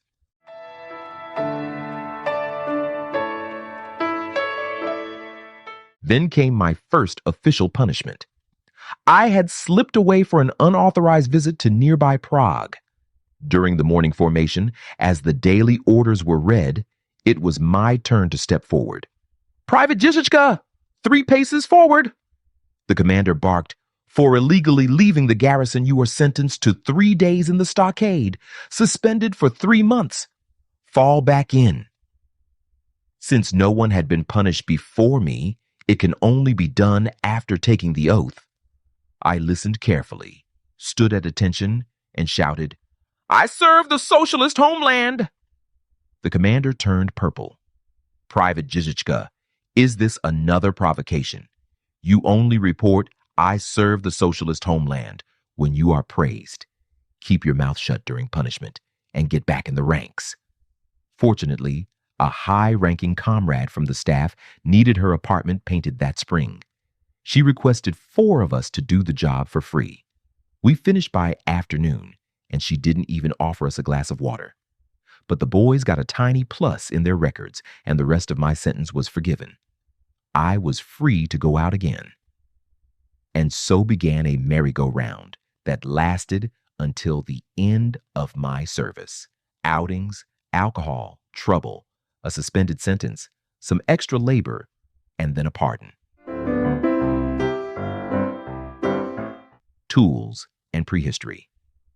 In this painting, prehistoric animals replace old tools. At 14, starting vocational school, I first held things like files, pliers, and hammers. I judged them more for their aesthetics than as tools for my future. I hated it, and I wasn't very good at it. Later on the job, it got better. Strangely, in my youth, I often heard, "Shut up, young man."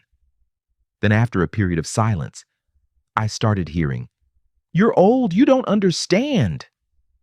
Somehow I missed the right time to speak. It doesn't matter. I'll find my way. I'll paint. No one scolds me, pushes me, or threatens me with deadlines and bonuses while I'm at the easel. Sometimes I wonder what the worst thing that could happen to me while I'm creating is. It finally dawned on me. The ultimate punishment would be to scrape all the paint off the canvas and put it back into the tubes.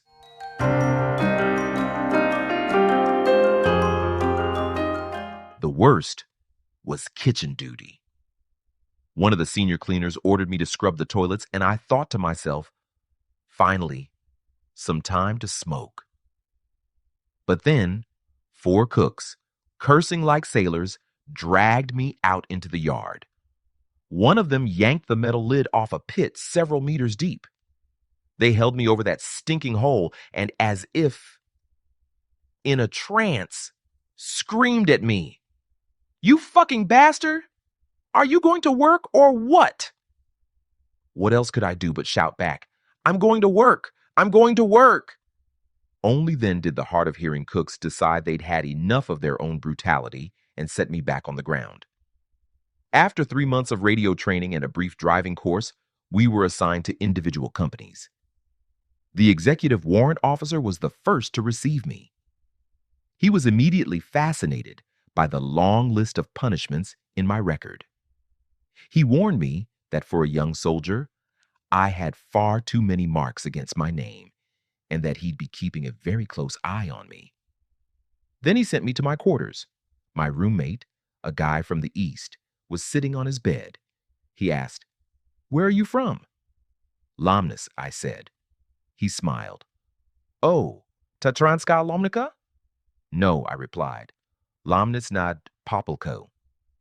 That instantly pissed him off. "There's no such thing," he snapped. "That sounds like a town from a fairy tale."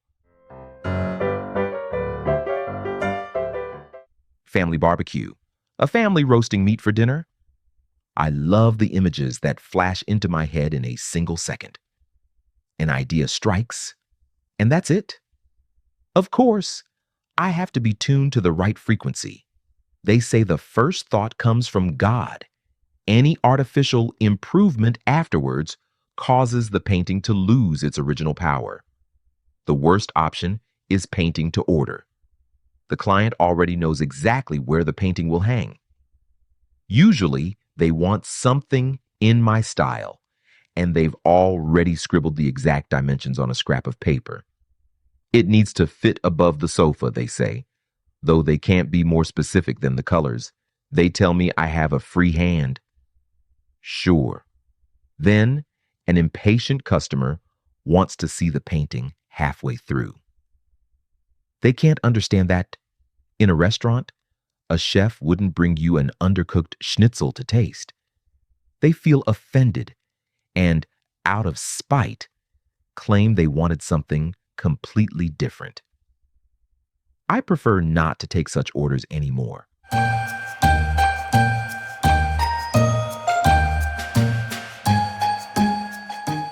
I experienced bullying to its absolute fullest. It could fill an entire book. I can't help but mention my first Christmas away from home. By evening, the senior conscripts were already drunk and in a far from festive mood. Coincidentally, I was the only junior left in the company. The others were either on duty or home on leave. The seniors got a craving for schnitzels, so I was volunteered to sneak into the kitchen. I was an expert at raiding the meat locker. They often sent me there to steal, which is probably why they nicknamed me Gypsy. To my left, I could hear the cooks drinking. To my right, the open meat shop. I grabbed the handle and started stuffing raw schnitzels under my tracksuit jacket. Suddenly, a roar erupted from behind. "Hey, we've caught a rat! A thief!" About 5 of them piled on me. They grabbed my ankles, held me upside down, and shook the meat out of my jacket. They even stomped on the cutlets. They debated what to do with me, and the stupidest idea won. They decided to cut off my head. 4 cooks forced my head onto a massive butcher's block, while the 5th searched for the largest axe. They all turned toward the executioner, who had just found the heaviest butcher's hatchet.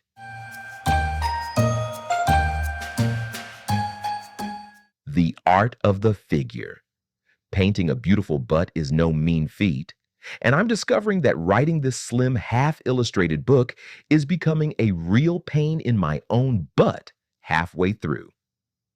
But a little story always comes in handy. I personally know the writer Jaroslav Rudish, whom I meet about once a year. Sometime in 2011, I was on my way to return his book, The End of Punk, in Helsinki.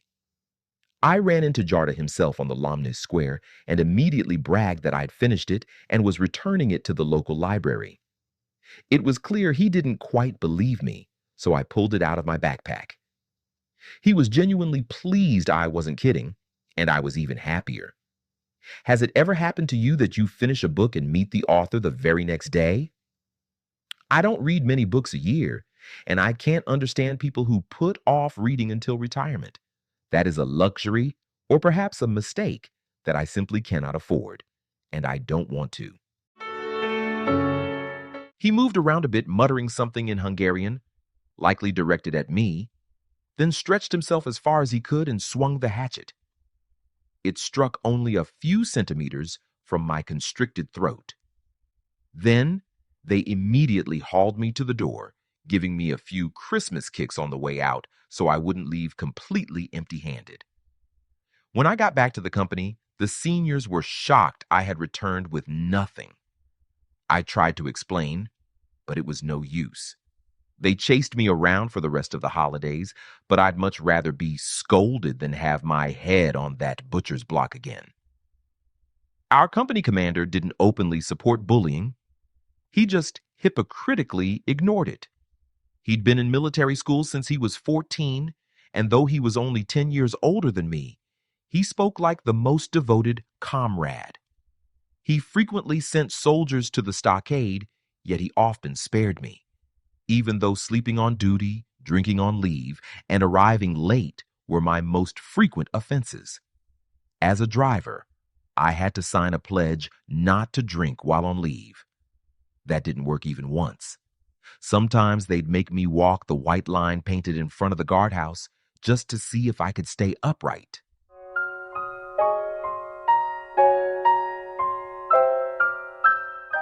The symbolism of creation. This image likely originated somewhere outside the waking mind. Sometimes a unique idea arrives in the most mundane places, like a moment of quiet solitude. There is a sense of relaxation where the mind and body align and thoughts begin to flow.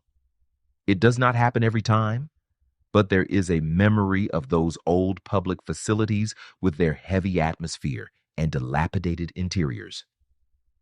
Despite the terrifying quality of the surroundings, folk creativity was in full bloom there. There were anti-state inscriptions born from the lack of free speech, alongside all sorts of crude humor and rhyming verses, often unmistakably misspelled. Short sentences contained a raw directness and a certain naivety, all accompanied by rough drawings of a similar nature. These were the cave paintings of the late 20th century. Today, in a digital world, that same human impulse is simply carried over into cyberspace. I always managed to walk the line, though the worst part was the turnaround at the end. Apparently, that was enough to prove my sobriety. What annoyed the company commander the most was that I wasn't a member of the Socialist Youth Union. He went through a long, intense period of trying to force me into the ranks of those young communists.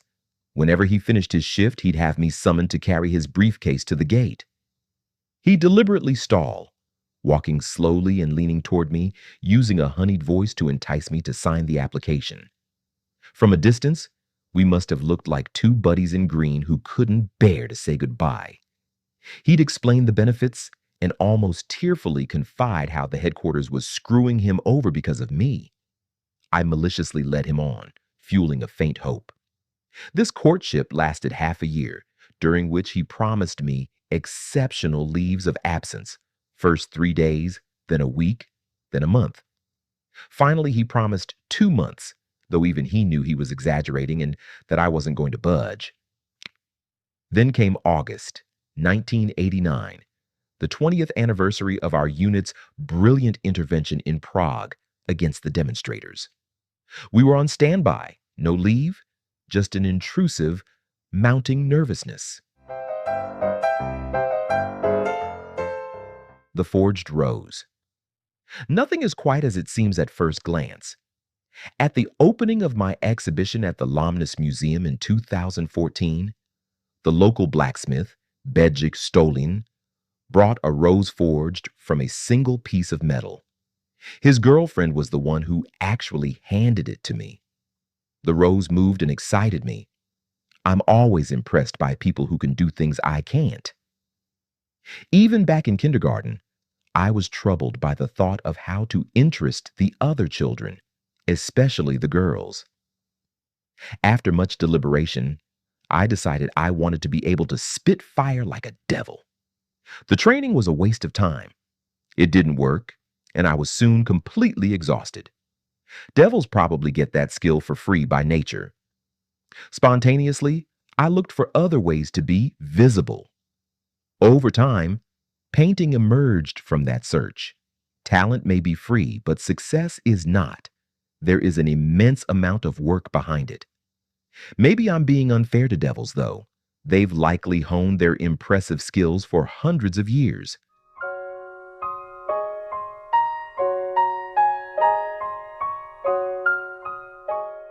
At one point, the commander announced with a certain perverse enthusiasm that we would soon be packing live ammunition.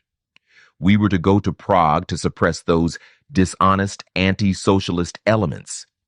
He looked me dead in the eye with a twisted pleasure and said, in a voice like Baba Yaga, "When I give the order to shoot at the demonstrators, you will shoot, and whoever shoots into the air, I will shoot him in the back of the head with my personal sidearm."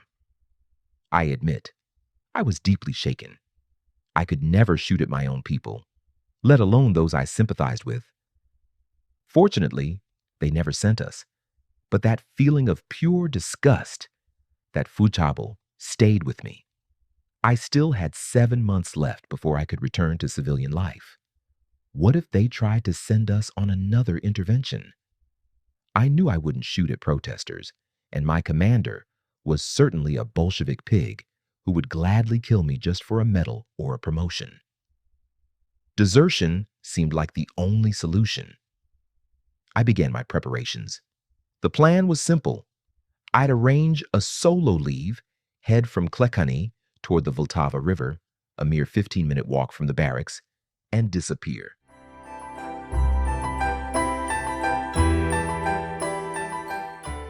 Oldřich Kulhanek, artist and author of the current Czech banknotes, which fall freely around his portrait in this painting.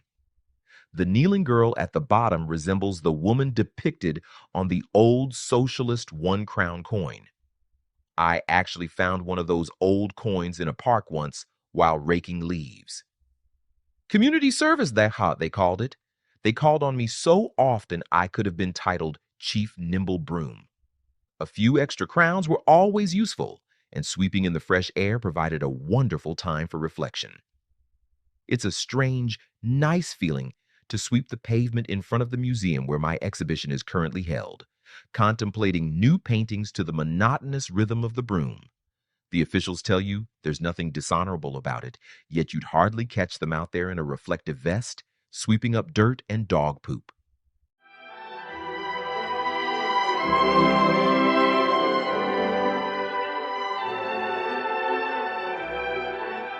I planned to change into the civilian clothes I had hidden away. It was September, so my disguise consisted of white sneakers, borrowed denim shorts, and a white t-shirt. I'd slip through the gate unnoticed.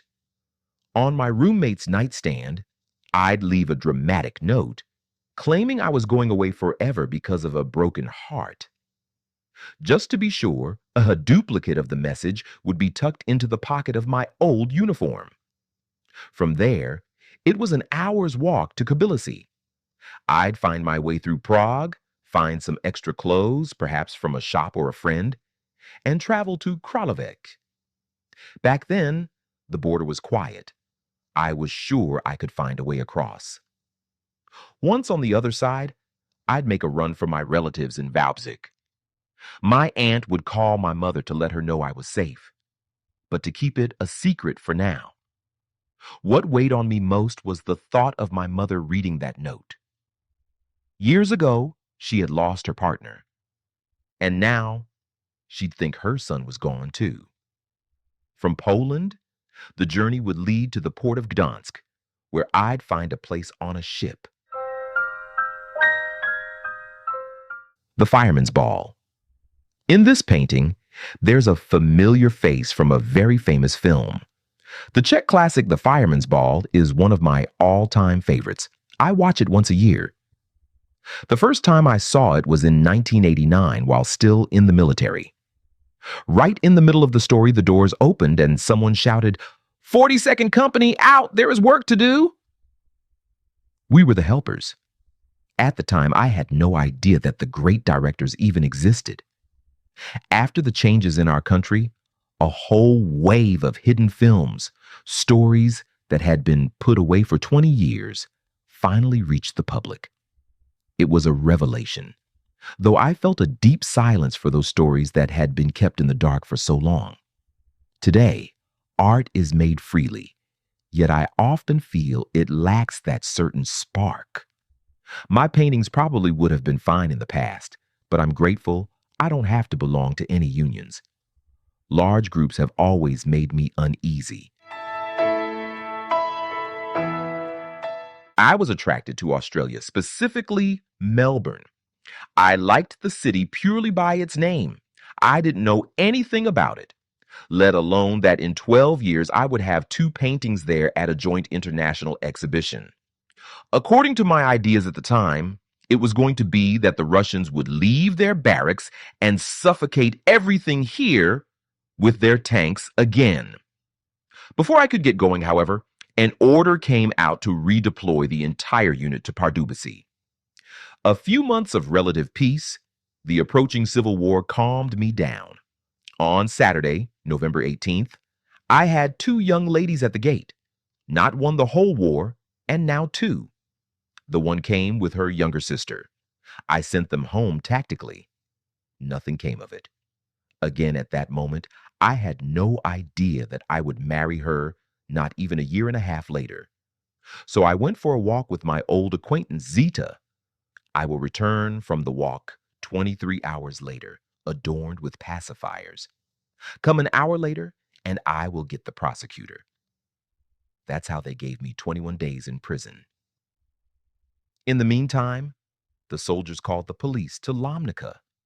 They came to my mother's house to see if I was there.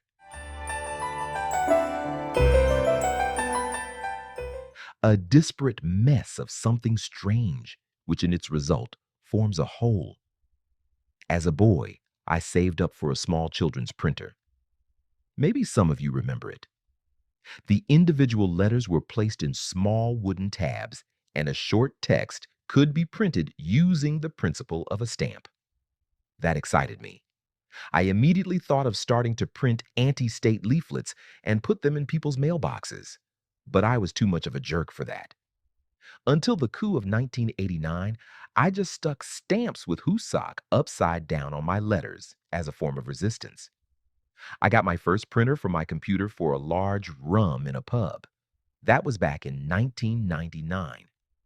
I was once again gripped by the need to tell the world something important, an older piece, but supposedly it would still be useful. I'll plug everything in and write for the test. You old whore, will you write or will you go to Silicon Heaven? Time rattled inside her. Then a piece of paper started rolling out on which was written, "You old whore," and "Shut up." The printer totally bit and went to Silicon Heaven.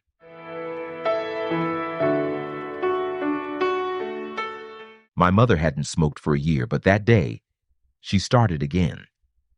Because of the November Revolution, we were on standby, so my official sentence was put on hold. Then came the change. Havel was at the castle. Amnesty followed, and after hunger strikes and protests, our class was allowed to leave for civilian life 2 months early. On that long-awaited morning, the company commander came to me and asked, almost fatherly, "Jijichka, what are you going to do out there in the real world?" In the euphoria of the moment, I replied, "Unlike you, I'll actually make a living, you dick." He probably expected something like that. He muttered that he could still lock me up, but honestly, he was just as glad to see the back of me as I was to leave. I headed home expecting fanfares or champagne, but there was no welcoming committee. Instead, they just asked when I'd be returning to the factory. The red flags were gone, and in my early 20s, I felt a sense of total freedom and excitement.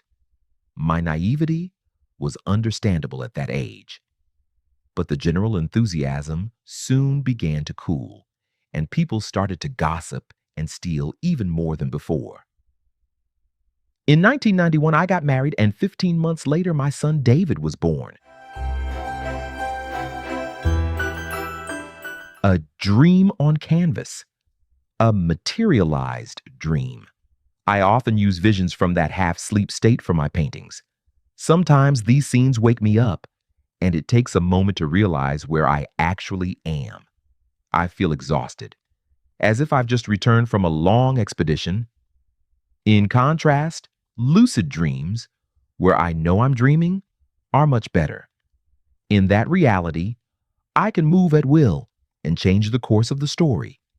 I feel a sense of freedom from consequences, yet strangely, I behave exactly as I do in my waking life. After all, what if it's not just a dream? Spending a third of my life asleep seems like a lot, so using those dreams to paint makes it feel more productive. I feel for people who remember nothing when they wake up. Sometimes I dream while wide awake, feeling a bit out of sorts. It's an occupational disease, I suppose. People notice when I drift off, and their voices seem to come from a great distance.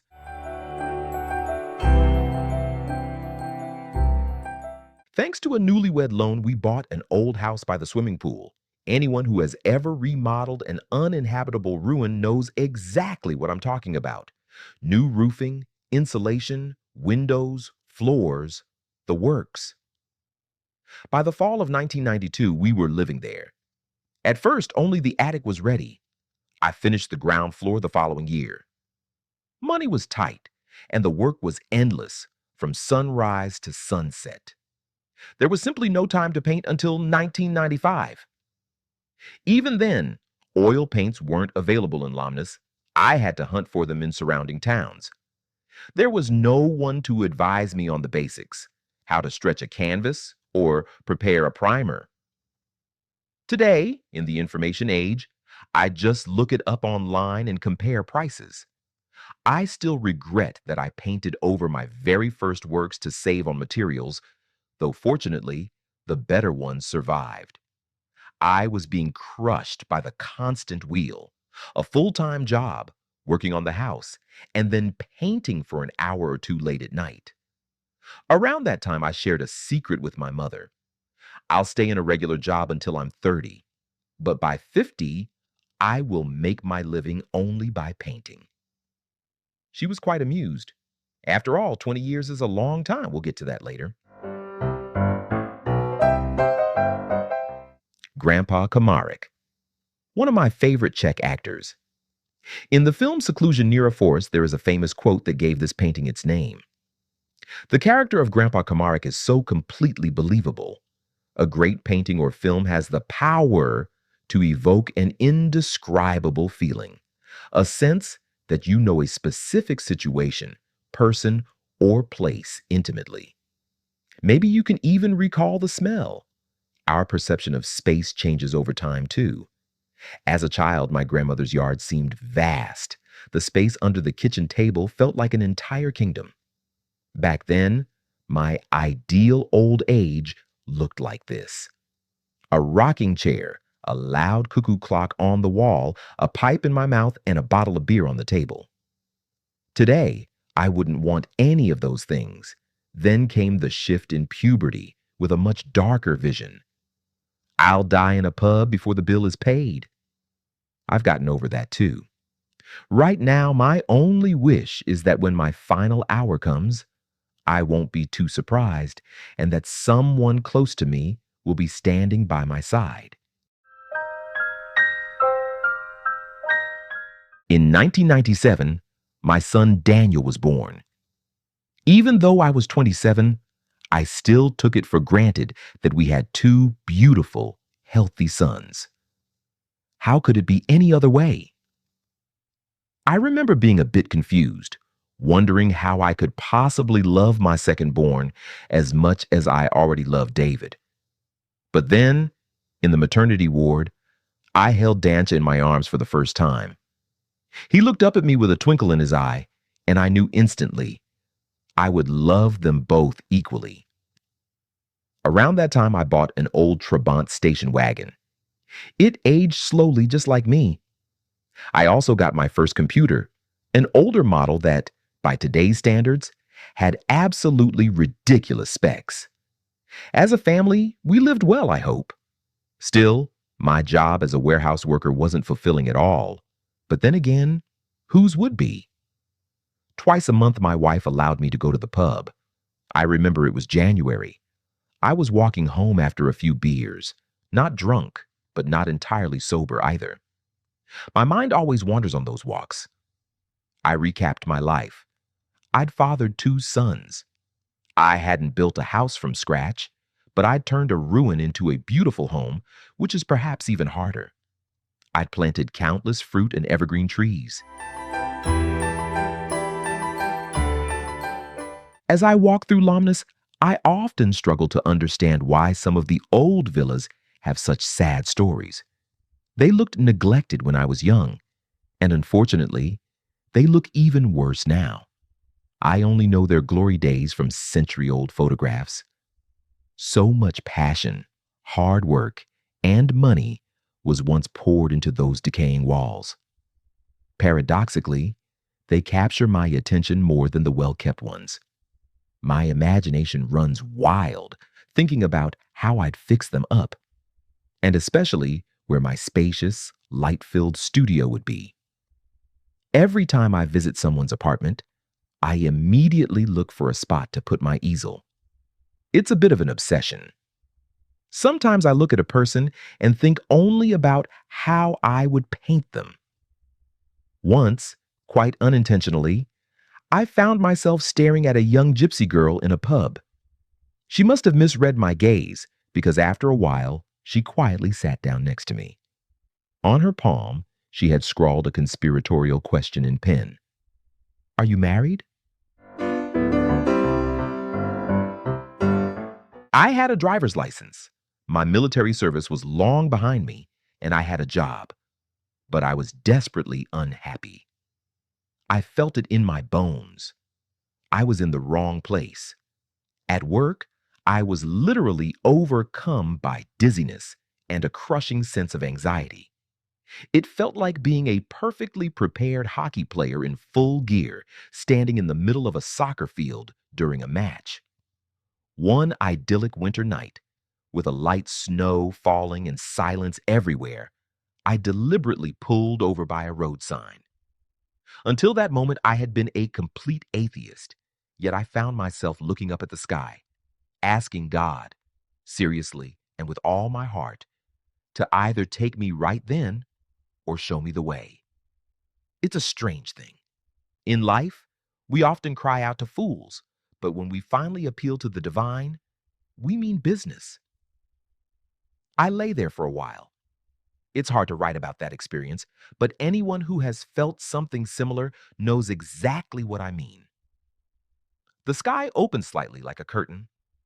I glimpsed a light unlike any found on earth. I felt only weightlessness, a profound peace, and a voice, or rather, a thought.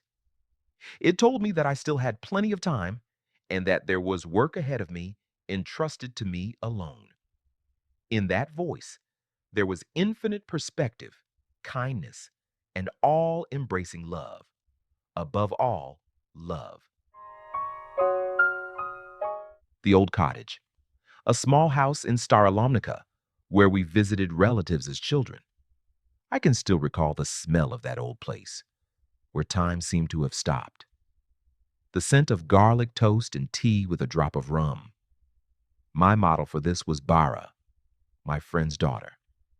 I always change her face a little, yet several people have asked me why I keep painting my naked stepdaughter. The answer is simple, because she is beautiful, she has a great figure, we both enjoy the process, and her mother gave us her blessing. When asked if it's moral to sell these paintings, my answer is yes. I think it's far more impolite to ask the question, just like asking how much I earn from my art. Every now and then, some stranger asks if I'd paint their portrait. I try to rise above ignorance. It's the rudeness that bothers me.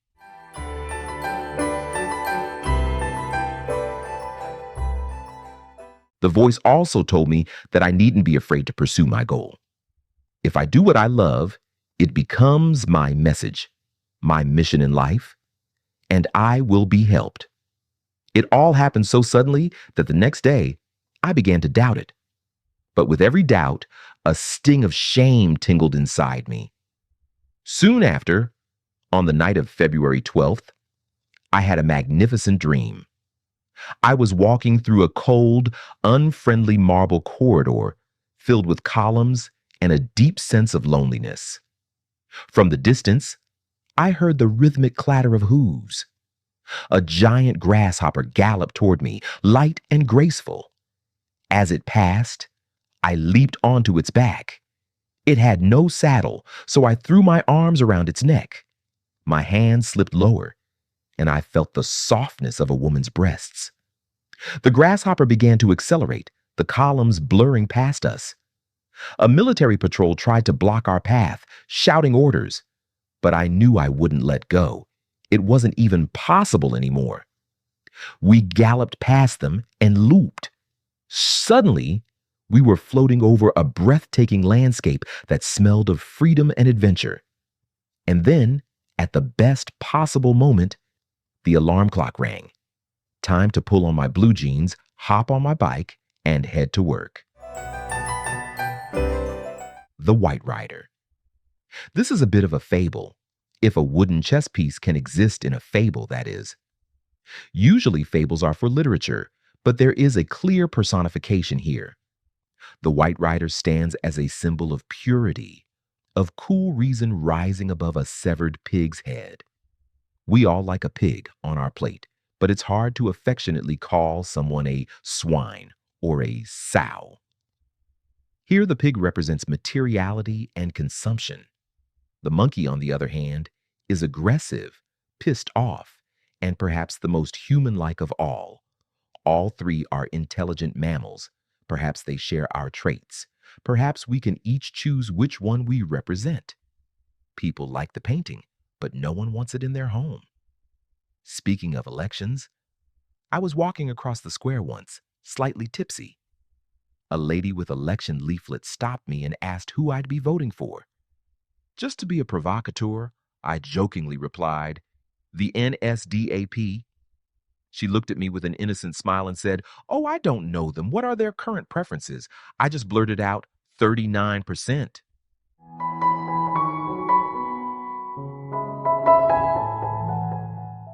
As always, I biked past the slaughterhouse.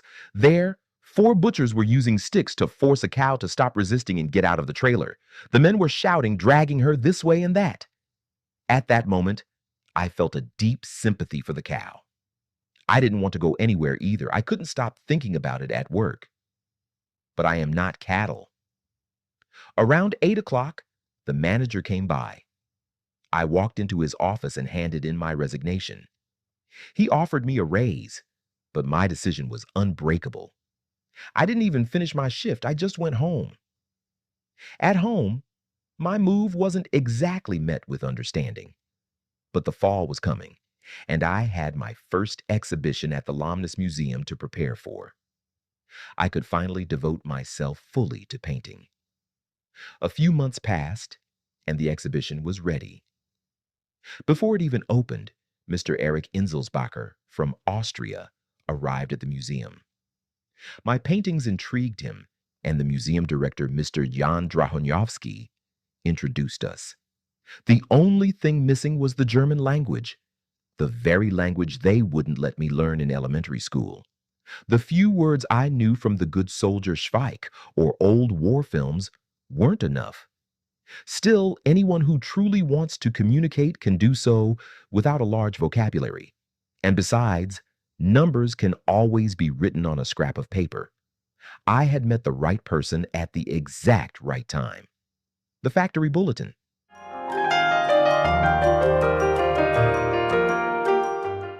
An oil painting inspired by Salvador Dali, accompanied by a black and white photograph.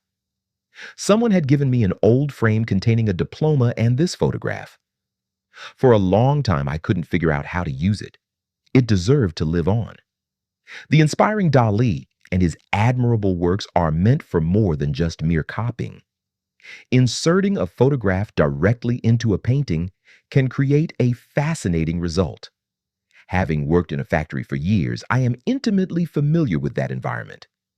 I remember those strange bulletin boards that during the era of building socialism reminded us of some unforgettable anniversary every other day. In every possible corner, there was a worn-out sign warning against drinking alcohol in the workplace, not to mention maintaining cleanliness and strictly observing working hours. And right next to them, there were always pages torn out of capitalist magazines, most often featuring motorbikes and naked women. We lived a wonderful life, or so I thought, until I discovered my wife was cheating on me with a friend. In the divorce court, I wasn't even allowed to speak. The plaintiff poured a bucket of filth over my head. If even a tenth of it had been true, I should have been divorced years ago. No one there was interested in objective facts. I felt like I could already hear the firing squad lining up outside. I took my paintings and a few clothes out of the house for the last time. My 8-year-old son, Daniel, ran after me to the gate, hugged me, and asked, "Dad, you'll still be my dad, right?" I could hardly hold back my tears. Of course I will. I enjoyed the aftermath of the divorce to the fullest, too. In the pub, some local celluloid cowboy tried to start a fight with me because he'd heard some slander somewhere. It's fascinating how people always prefer to believe the worst. Living in a cramped apartment wasn't for me. While unpacking, I accidentally found an old notebook from 1990. I remembered that evening at the community center quite well. My ex-girlfriend and I were just dating, and we'd gone to a party that never happened due to technical issues. The Pigeon House. My favorite singer, Jizzy Schellinger, and his feathered friend. This is an allusion to his famous timeless song, Hollaby Doom, The Pigeon House. It's a nostalgic memory of dance parties, packed halls, drunken teenagers, and a village band playing this touching song around midnight. Jeezy left behind many beautiful songs, even though he died young. That fascinates me. Some people leave behind only a stench that quickly vanishes. Perhaps it's presumptuous, but I want to leave a more permanent mark on this world than just a cloud of smoke over a crematorium. Lately, more and more friends and acquaintances have been leaving for eternity. I think to myself, we were just chatting in the pub last week, and now, well, shit. I always try to remember what our last words were.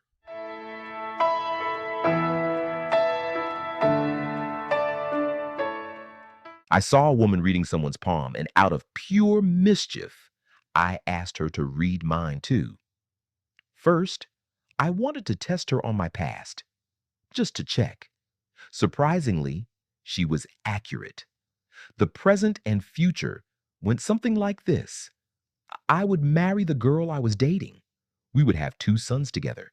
But after a while, we would divorce. Then I would live with a woman who would be my protector. Professionally, I would make a living from art and become known abroad. At the time, I didn't want to hear any more.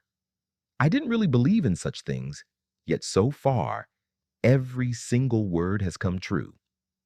Back then, marriage wasn't even on my mind, and making a living from art seemed like a total fantasy. It was my deepest desire, sure, but it felt completely detached from reality. Palmistry is a curious thing. I sometimes tried it on girls myself just to spark their interest.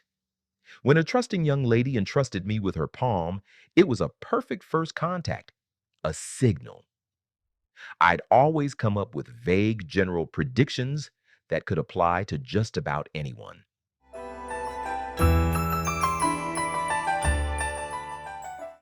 Stalin's Pond, the brewery, and the pond in Lomnus nad Popolkow.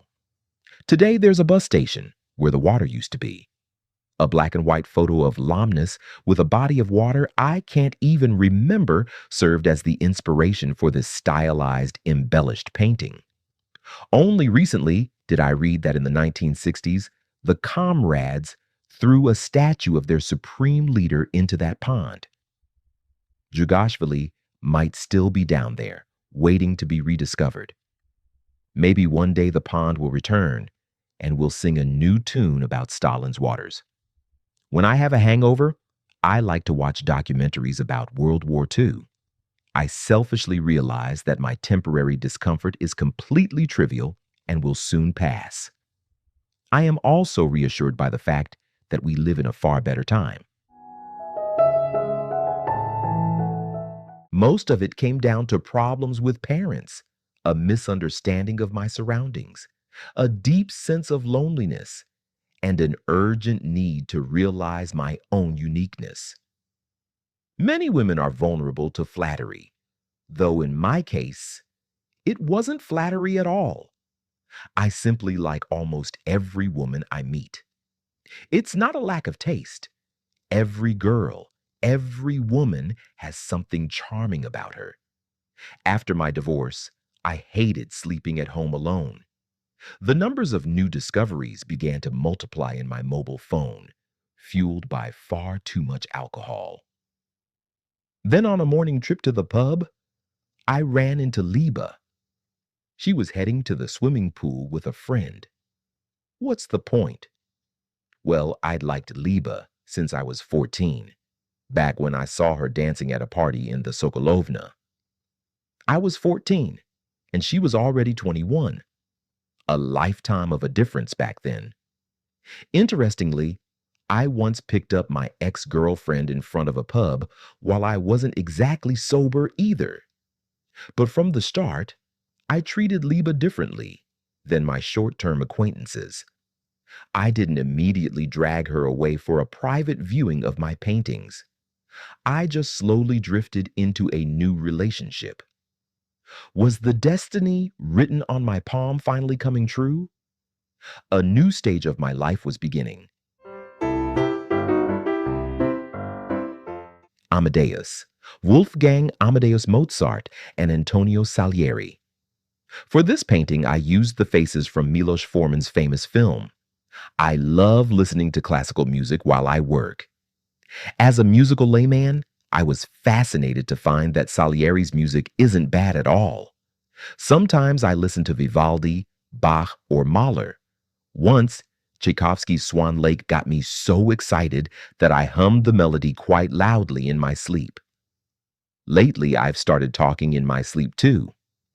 I sit up in bed, feeling the need to finish a conversation even after I've woken up.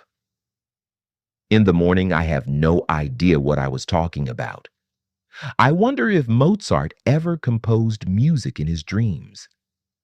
That's why I'm always grateful when an idea comes to me while I sleep. It's a beautiful gift to wake up to, and I feel I have to thank someone for it. A gift that I now have to bring to life myself. Sometimes I'd head to the unemployment office. It's a house without laughter, an awkward trip to Semele, the city of funerals. A few minutes in the waiting room, a short interview, and then the trip home. It's unbelievable. But that cycle lasted 16 years. Health problems made finding a job difficult, and my lack of formal education didn't help. But truth be told, I had a deep-seated reluctance to be employed anywhere. I had my own work to do. Besides, I wasn't going to selfishly take a job from someone who would actually be grateful for it. I grew used to the stigma of being unemployed. Society despises drunks too. A person with a drink is immediately labeled a scoundrel. People hypocritically shy away from them, yet our country consistently ranks at the very top of the world's alcohol consumption. When asked in a pub what I do, I honestly answer that I paint. Often, I immediately drop another rung on their imaginary social ladder.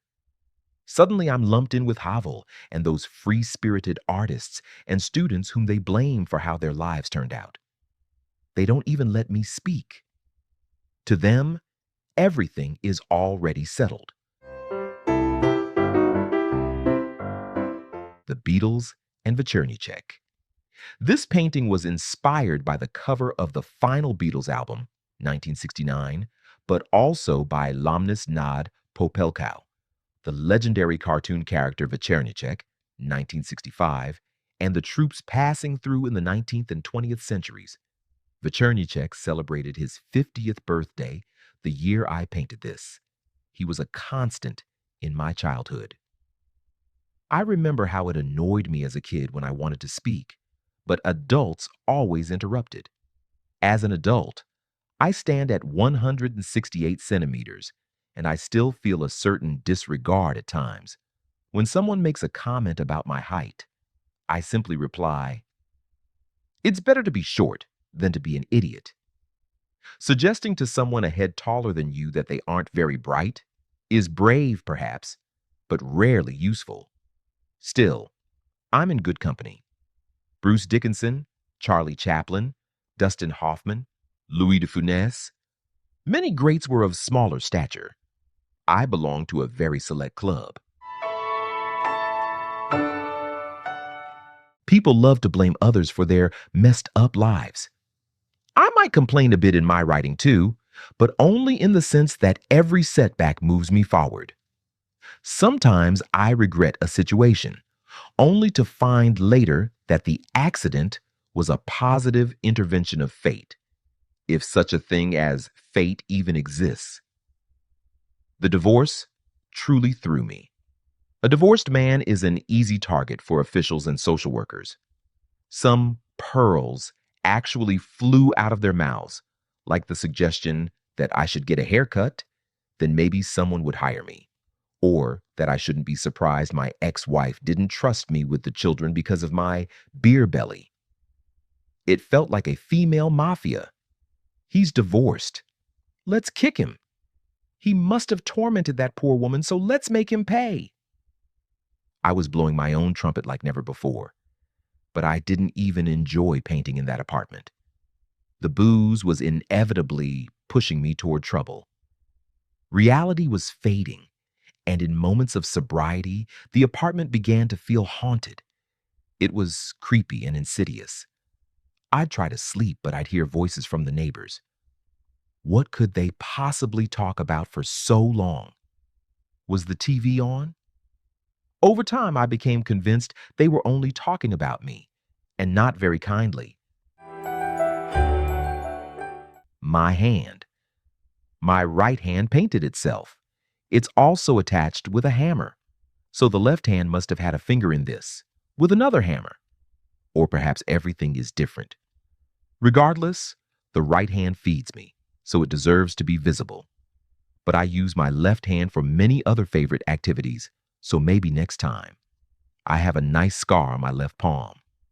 In May 1986, our class went outside to look for wildflowers. My friend and I ran ahead to the playground for a cigarette.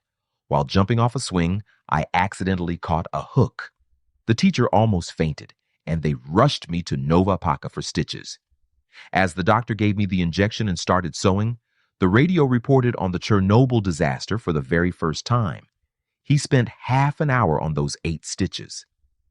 I didn't brag at home about how I'd managed to hurt myself during class. At school, it was kept quiet, except for my teacher, who gave me a knowing look during the final exams. It took me a while to realize that the voices weren't coming from the neighbors. They were inside my own head. Fine, I told myself. I'll just get some sleep and it'll pass. But as I drifted off, I clearly felt someone breathing on my face. I knew for certain the house was locked and I was alone. I gathered my courage and opened my eyes. Marilyn Monroe's face was right above me, wearing a strange smile. She was deathly pale, and I imagine I was too. We stared at each other in the silence until I finally shouted, "Go away!" She obeyed, and I tried to sleep again. I almost succeeded, but then I felt hands on my duvet. More and more hands joined in, slowly pulling the covers off me. I didn't have the strength to hold on. I bolted out of bed and flipped the switch. No one. I knew sleep was finished for the night, so after midnight, I headed to the rock bar. The night terrors became more frequent. On nights when I stayed with Liba, or she with me, I found peace. But the solo nights at home were a different story. Once I was awakened by a silent prayer. A nun was kneeling just a few feet away. She was so close I could have touched her, but I didn't dare. I couldn't even move. I lay there, completely paralyzed, falling back to sleep with the thought that a nun wouldn't hurt anyone. The heart of the city. I love our town square in Lamnis. I spent my childhood and adolescence there, the heart of our city. There's such a warm feeling in returning to Lamnis after a long time and seeing familiar faces from the bus window. When my son Daniel was about 10, we were walking through the city together. As we crossed the square, he said, "Dad, you must know everyone in Lamnis. You say hello to everyone." "I've lived here my whole life," I replied. As a little boy, though, I hated greeting people. My father used to beat me whenever we ran into a teacher. He would say hello, the teacher would respond, and I'd stay silent. As soon as we turned the corner, the blows would start flying. My logical explanation never occurred to him. I had already said hello to her at school that morning, so why should I do it twice? She wasn't that close a friend after all. These episodes are becoming more and more frequent. They don't even scare me that much anymore. Perhaps that's why I sometimes wake up with the sensation that I'm being strangled. My left hand is at my throat, while my right is desperately trying to pull it away. It's deeply unsettling, yet I don't feel any urge to fix it. You can get used to almost anything. What is truly unbearable, though, is waking up in agonizing pain. Gentlemen, You'll understand the kind of pain I mean when I say my own hands are locked in a violent struggle over my most sensitive parts. I keep telling myself it has to pass. By now, I can hear the voices even during the day. I have a trick for them. I simply don't listen. I can usually distinguish reality from the noise in my head. Except for Saturday, March 11th, 2006. I was making potato salad that morning, thinking the boys might come for lunch on Sunday. Suddenly, I heard my son, Dan, outside, screaming, wailing, calling for me. Someone was hurting him. The voices inside me roared, "You idiot! Go help him! It's real this time! Drop everything and run out there with a knife!" I hesitated. They were just voices. But what if?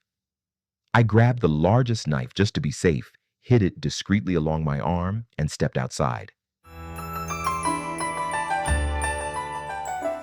The pilot, Colonel František Trulas, a Lomnus native and RAF pilot. His life story and fate are deeply inspiring.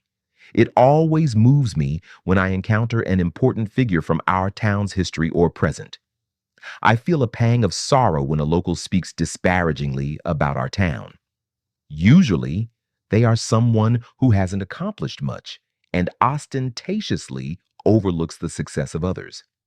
In general, I'm annoyed by constant complaining. It only takes one person in a group to be in a bad mood to ruin everything. They claim everything is terrible. It used to be better, and it's only going to get worse. It's like a rotten potato in a cellar. The decay spreads to the others, and it's hard to resist. I've noticed that people are much quicker to believe bad news. Slander spreads faster than the internet, growing in volume with every whisper. They say that if you let one rip at one end of the square, by the time you reach the other side, everyone is saying you've made a real mess of your pants. I ran into a few people and nodded hello. They must have been surprised to see me in just shorts and a t-shirt. And of course, the knife must have been visible. I walked around the housing estate several times, but my son was nowhere to be found. I returned home, sat at the kitchen table, and lit a cigarette. Suddenly, the door swung open.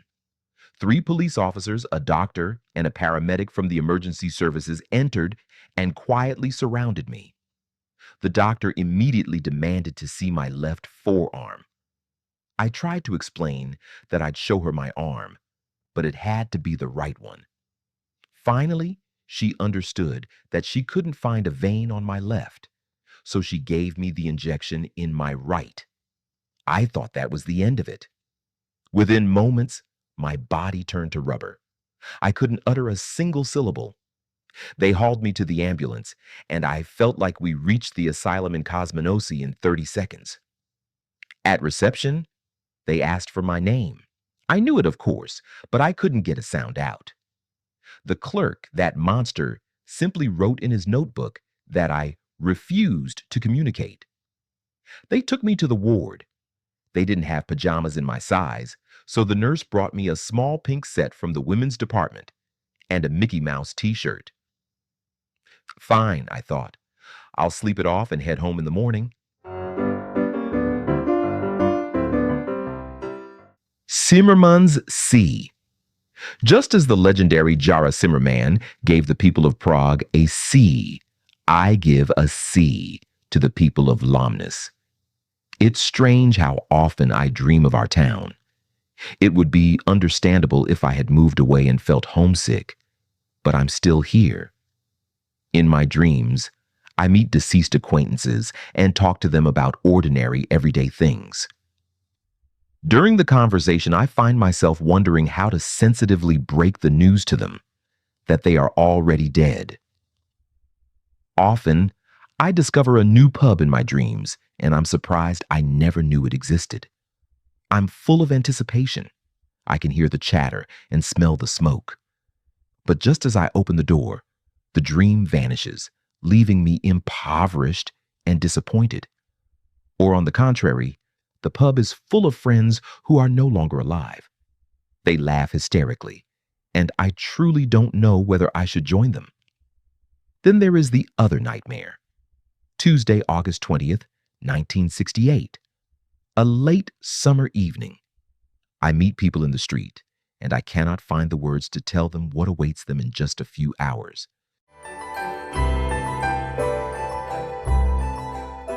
That evening, they brought in a wild animal of a man.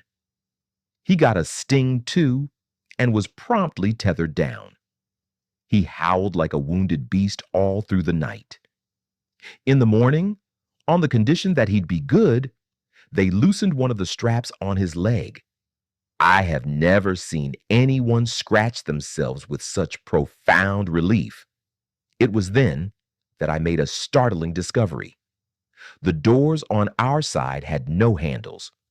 I just wanted to use the toilet, and after what felt like an eternity, the nurse kindly let me through. She told me to come straight back because rounds were starting soon. Sure, I thought. Just give me my clothes and I'm out of here. With a surge of arrogance and a touch of sadistic pleasure, she barked at me. "You're not in a hospital, boy. You're in a madhouse." I figured I'd have to explain the mistake to the doctor, as there was clearly no reasoning with these women. I was the last one seen during rounds. The doctor, flanked by her loyal retinue in white, barely glanced at my chart before turning to leave. I called out after the departing white coats, insisting I couldn't stay. She turned at the door and looked at me like I was a confused puppy, asking with mocked expectation, "And why exactly are you in such a hurry?" The frozen pond. I don't personally remember the time when a pond sat where the Lomnus bus station stands today, and I have no desire to dwell on urban history. This painting shows the pond adjacent to the brewery, the savings bank, and the theater. Ice, a thin veil seemingly separating two worlds. You know that feeling when you jump into water in the summer and find yourself in a different world for a brief moment? Suddenly, the laws of physics change. Silence and peace are everywhere. Water, this precious liquid, connects us all and divides us at the same time. Like any element, it is a good servant, but a dangerous master. I've painted Lomnus many times, and it is different every single time. It's only natural that my immediate surroundings inspire me. A sinful thought once crossed my mind. I like living in our city, even though I'm convinced that the same kind of idiots live in every other city too. Of course, I mean that as a joke. I told her in my most determined voice that I had to go to the tax office in Simile to file my return. That really got her. She looked up at the ceiling and blurted out, "Well, that's a new one. I haven't heard that excuse here before." She started laughing, completely losing her professional composure. I could hear her still laughing with her colleagues all the way down the hallway. The next morning, while pacing the hall, I asked the nurse for my cigarettes, the ones still in my denim jacket. It was a futile attempt to get my clothes back. She only brought me the pack.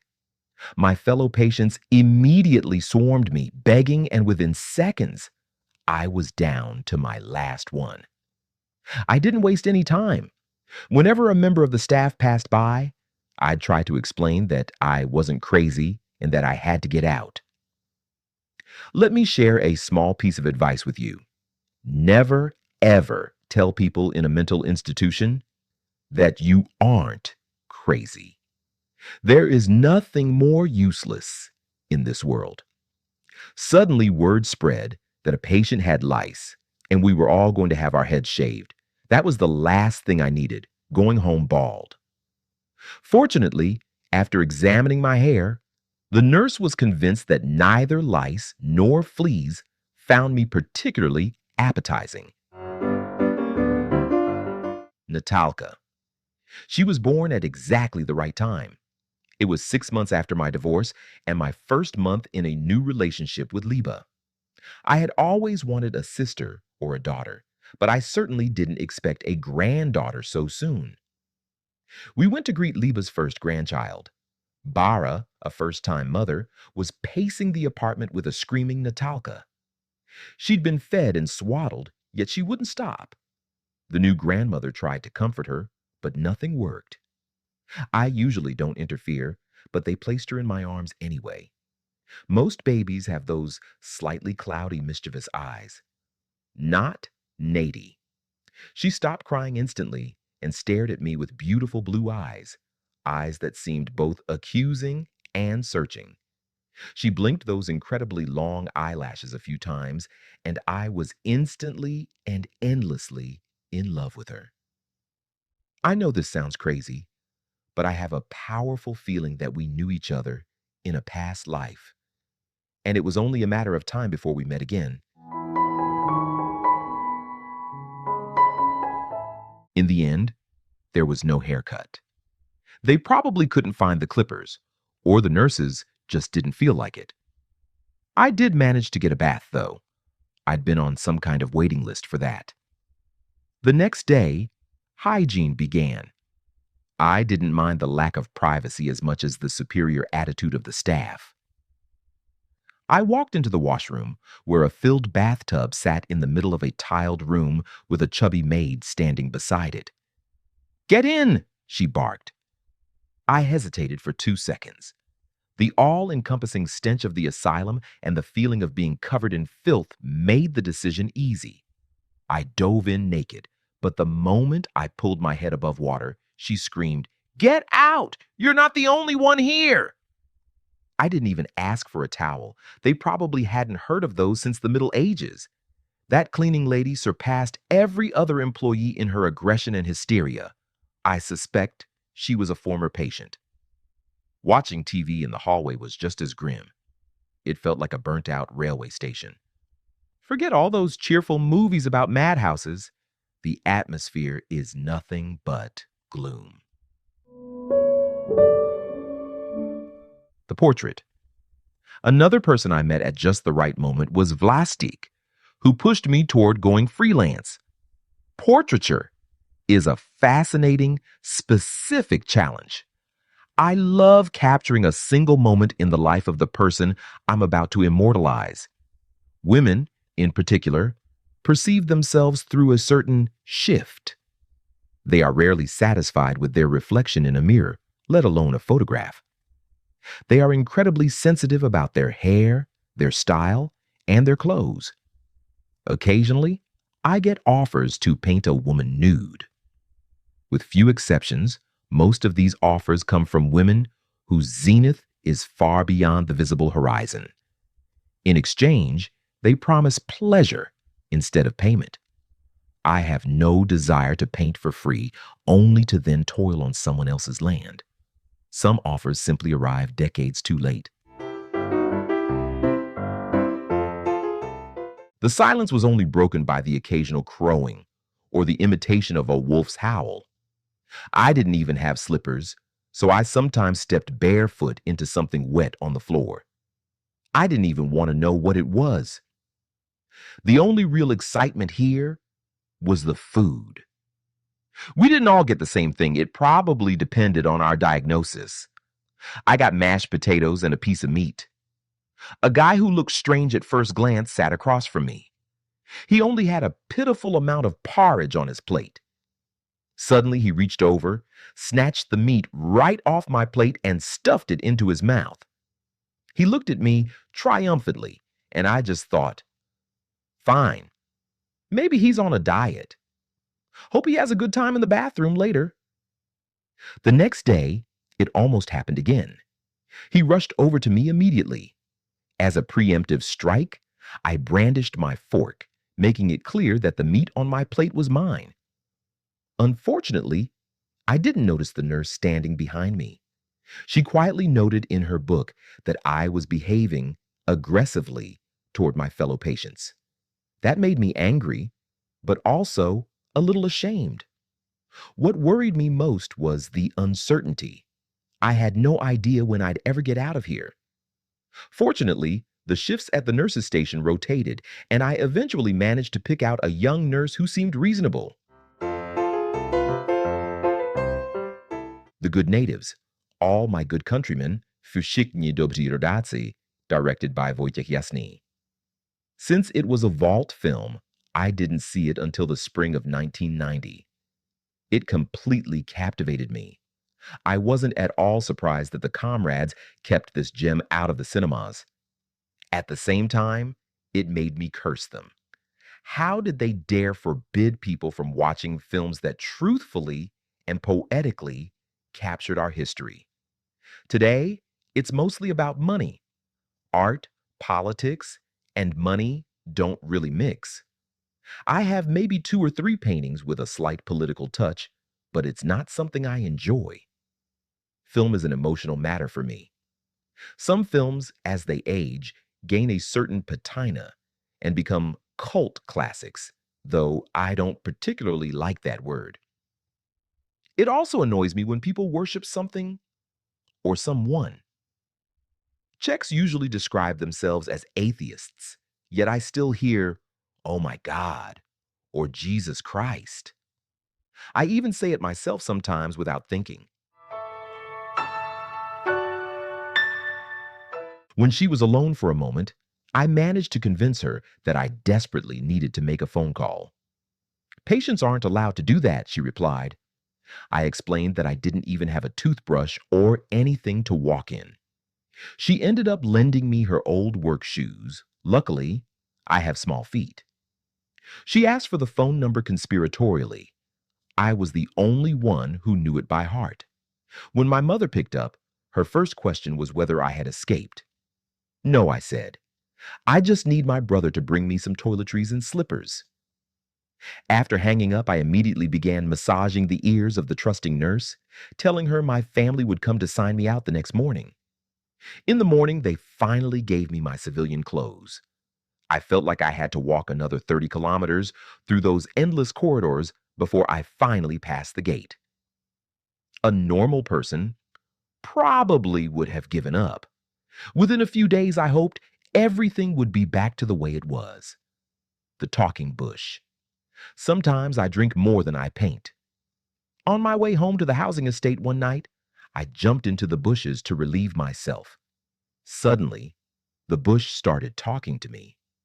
"You bastard! Why are you peeing in my eyes?" I scrambled back out into the street and told Liba all about it.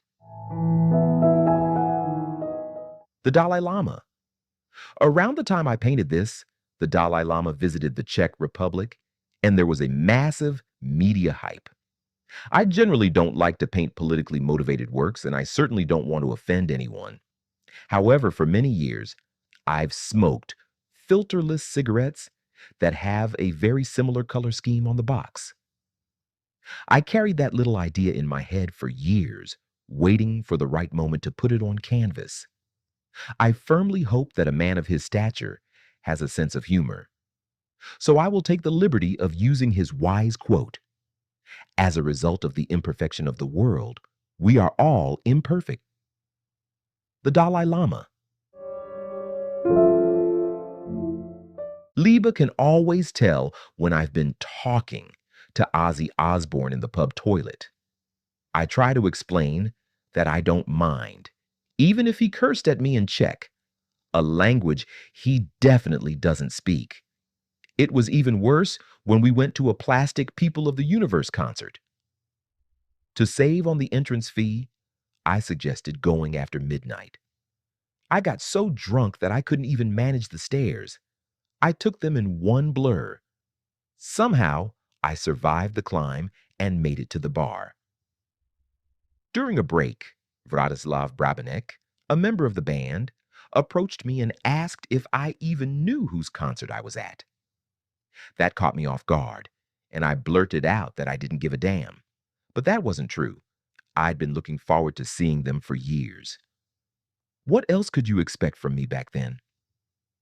By noon the next day, I collapsed right inside the door in Liba's hallway. My dog, Bettina, started licking my face and spoke in a human voice.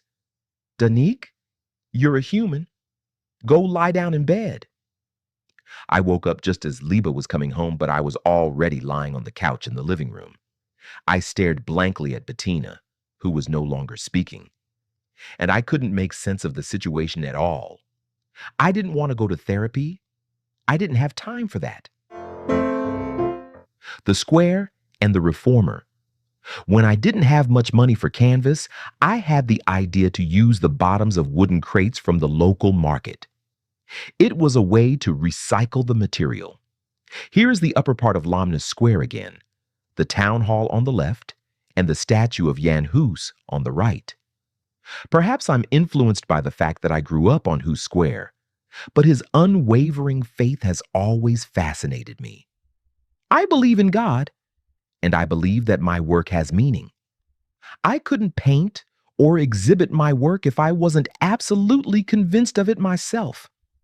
My surroundings further confirm this, which in turn gives me the strength to keep going.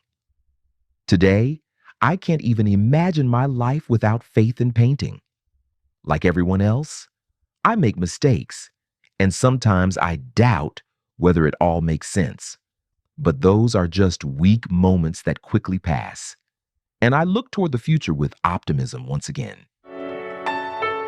Eric Inselsbacher was organizing an exhibition for me in Austria. Weistrach is a small town of about 2,000 people, nearly 400 kilometers away.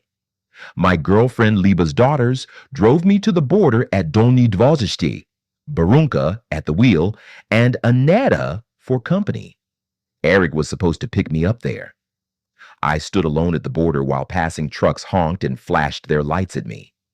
After half an hour, an Austrian driver pulled over and called out, "Come, come!" I was starting to lose my patience and considered just heading back home. Fortunately, he then addressed me by my first name, and I realized Eric had sent him. Along the way, Eric joined us. At his home, I was welcomed by his young Czech wife, Lucy, who acted as our interpreter. That evening, he took me to a guest house. The apartment was at least 80 square meters, pure luxury, but I didn't sleep a wink. The voices had followed me to Austria. In the morning, the owner, Frau Teresa, offered me tea or coffee. I chose tea.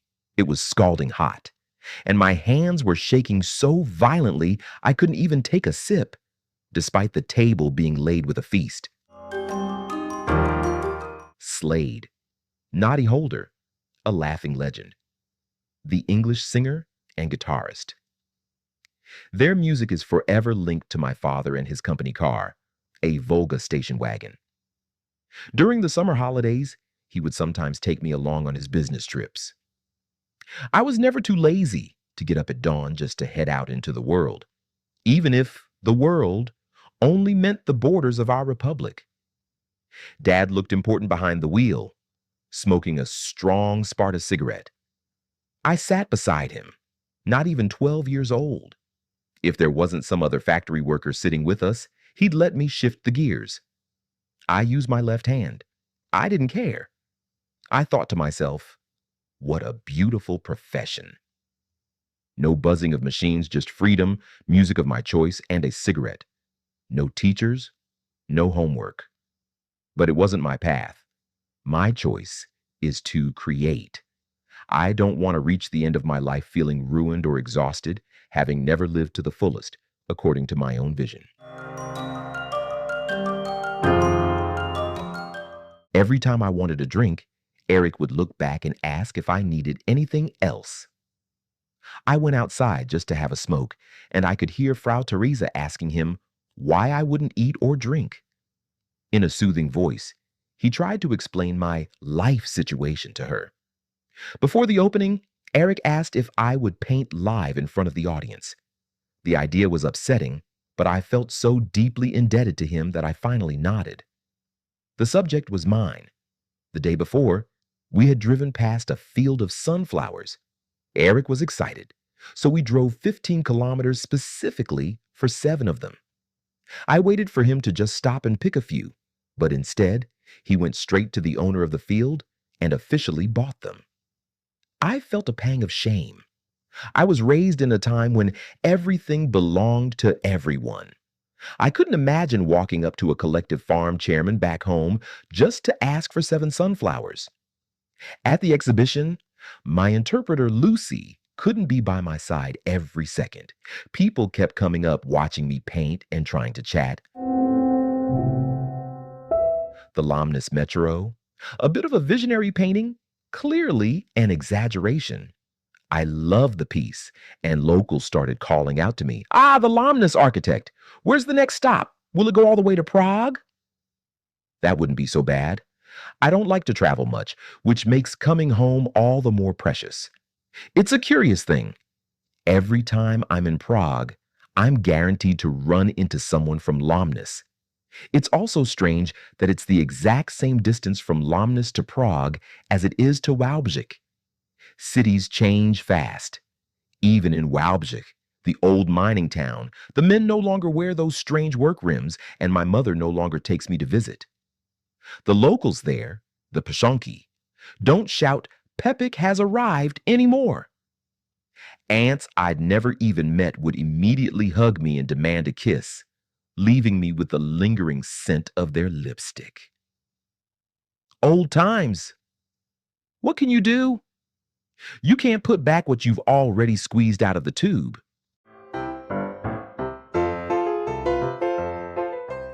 My Guten Tag was always met with a Grüß Gott. Frau Teresa even came to the exhibition and asked why I hadn't finished my tea that morning. Lucy translated my excuse, that it had been too hot. The next day, I found a cup of cold tea waiting for me on the table. Danke! I tried to converse, and my primitive German was generously forgiven. Then came the inevitable question. Why did I have long hair? I don't go around asking people why they comb their hair from left to right instead of the other way. My vocabulary wasn't enough for a debate, so I just answered with a smile. Ich bin ein Maler. Ein Künstler. Sometimes someone wanted to share a schnapps with me, but I played the shy one and stuck to a single beer. Toward the end of my visit, Eric made several generous offers. I could stay with him for a long time. Free of charge, he would buy all my painting supplies. But despite my improving German, the main issue was my mental state. I missed Liebe. I missed home. If the offer had come years earlier, I would have accepted in a heartbeat. Amadeus. One of my favorite scenes from the film Amadeus is where Mozart dictates his musical notation to Salieri. Milos Forman took some artistic license with history, but it worked perfectly. That film is what drew me to classical music. Now, when I paint, I sometimes play Mozart and ride the wave of his brilliant compositions. It's amazing how many things school made me dislike. Maybe it was their delivery, or maybe just my defiant nature. Even today, if I saw a man with a whistle around his neck, I'd feel uncomfortable. I've always loved movement, but I hated exercising on command. It's the same with drinking. Even back then, if there was an event where everyone had to drink, I'd suddenly become a teetotaler. Drinking on command, even for free, simply doesn't suit me. I even briefly had a job where you had to find a replacement just to go for a drink. Not exactly ideal for my bladder or my nature.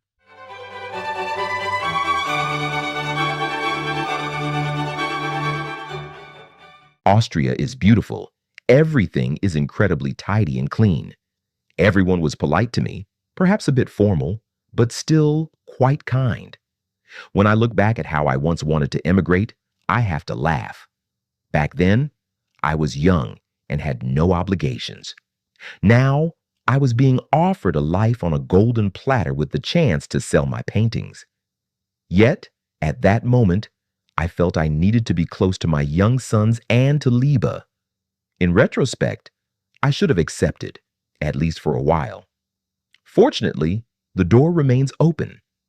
I thanked Eric for the offer and tried to explain how much I was looking forward to going home, but I couldn't remember the word for home or country.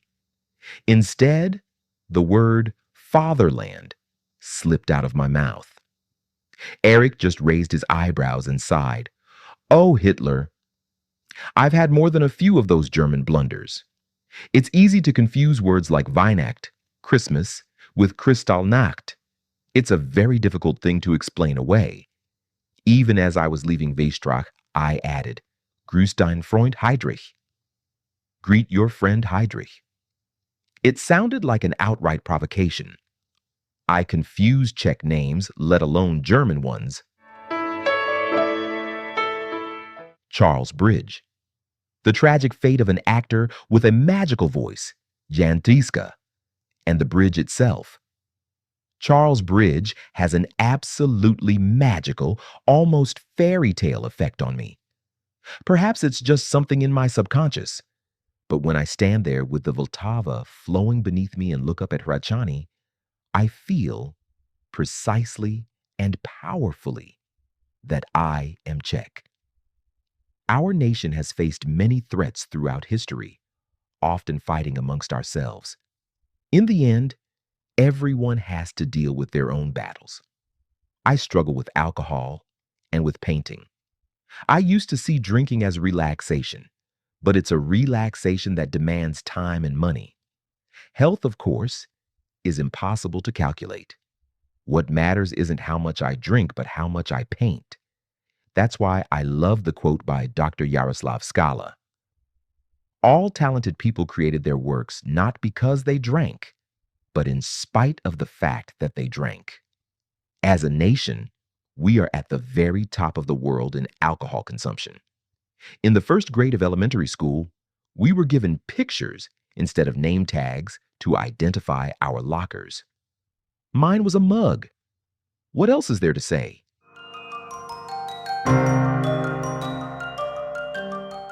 I had actually meant his friend Reinhard. That familiar surname just popped into my head. It's a bit embarrassing to return to Lázně Bělehrad after 20 years only to find that nobody remembers you. I even ran into the former director, Mr. Hellinger. We spoke for a while, and I tried to remind him of the time my mother had to visit him because of my notebook filled with obscene drawings. He said he remembered my mother. He didn't remember me. I'll never understand that. I also went to visit an old friend after 2 decades. I rang the bell, and her mother opened the door. I asked if Zita was home. She said no, claiming she had no idea where she'd gone or when she'd be back. Then Zita's voice called out from upstairs, "Mom, who is it?" Her mother replied sourly, "The one from Lomnus." She remembered me, and she'd only seen me for a split second in the middle of the night, asking where the bathroom was. Generally, there's not much point in going back. It's always awkward to run into an ex-wife. We exchange a half-hearted hello, and that's it. We've probably said everything there is to say. Sometimes I wonder if I'll attend her funeral, though it probably wouldn't be appropriate to ask her about it. During my military service, I had a recurring dream. I'm finally returning to Lomnus, about to step onto our street, when I suddenly discover there is no street, no town, and no house. They are just awkward, blurry backdrops. I can't live without a home. I need a foundation of close people, an easel, and the peace to create. It can be difficult to balance a normal household with painting. When I don't have the quiet I need, I tend to be quite grumpy. I need at least 3 or 4 hours of uninterrupted time to fully immerse myself in the creative process. I turn off my phone and deal with missed calls later. I have to explain to those around me that I am at work and cannot handle every little thing. I only head to the pub once the work is done, and the paint is too wet to continue. Openings are a breeding ground for minor embarrassments. In the summer of 2005, I had a small exhibition at the University Hospital in Hradec Králové. Toward the end, an elderly man and his grandson approached me. He wanted my autograph in his memorial book. I hadn't practiced my signature, and to make matters worse, I was nervous, hot, and hungover. During the final flourish, I accidentally tore the page. It wasn't a huge rip, but it was there. With wide eyes and a trembling chin, the man whispered in disbelief that he had many famous people in that book, even Carol Gott. He told me his 10-year-old grandson would inherit it one day. The boy was standing right there, looking like he might burst into laughter at any moment. I felt truly sorry. I actually enjoy talking to people at my exhibitions. Recently, I've had the chance to exhibit in the old savings bank building. I've known the owner, Mr. Ridval, for a long time, but it wasn't until 2017 that the stars aligned and he allowed me to use the space. It has a very special charm.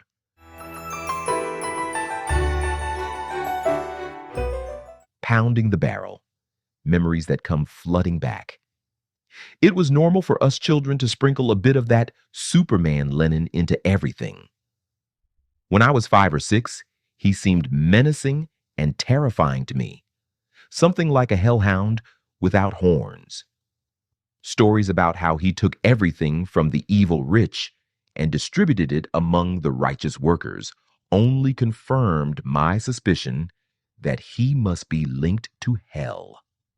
In the conspiratorial gray mood of the normalization era, I preferred to keep these impressions to myself.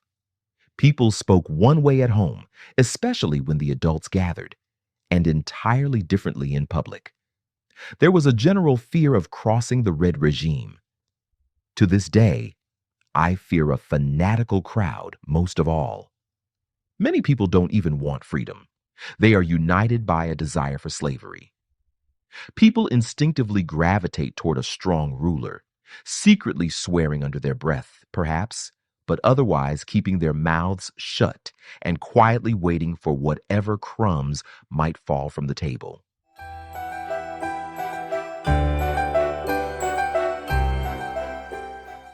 A noble spirit of a distant time breathes within those walls. I can almost hear the distinguished voices of bank officials and catch the faint scent of old banknotes. Perhaps it's naive to idealize the past, but it feels real to me. People remain the same. Only the fashion and the scenery change. There is a world of difference between organizing your own exhibition and having someone else do it for you. I set the dates, design the posters, and arrange the paintings exactly as I see fit. It always amuses me when once everything is ready, some modest little man appears and asks if he could tuck a few of his own paintings into a corner. No, he could not. It reminds me of planning a dream vacation, months of hard work, saving, and preparation. Then, just as you're about to drive away, someone shows up with a suitcase, claiming they'll tag along for free, and you won't even know they're there. It's happened to me several times. I also have little patience for acquaintances who expect a painting as a gift just because I have so many of them.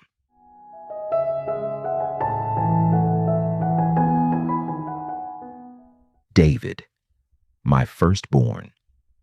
During my first year in the Army, I had a dream.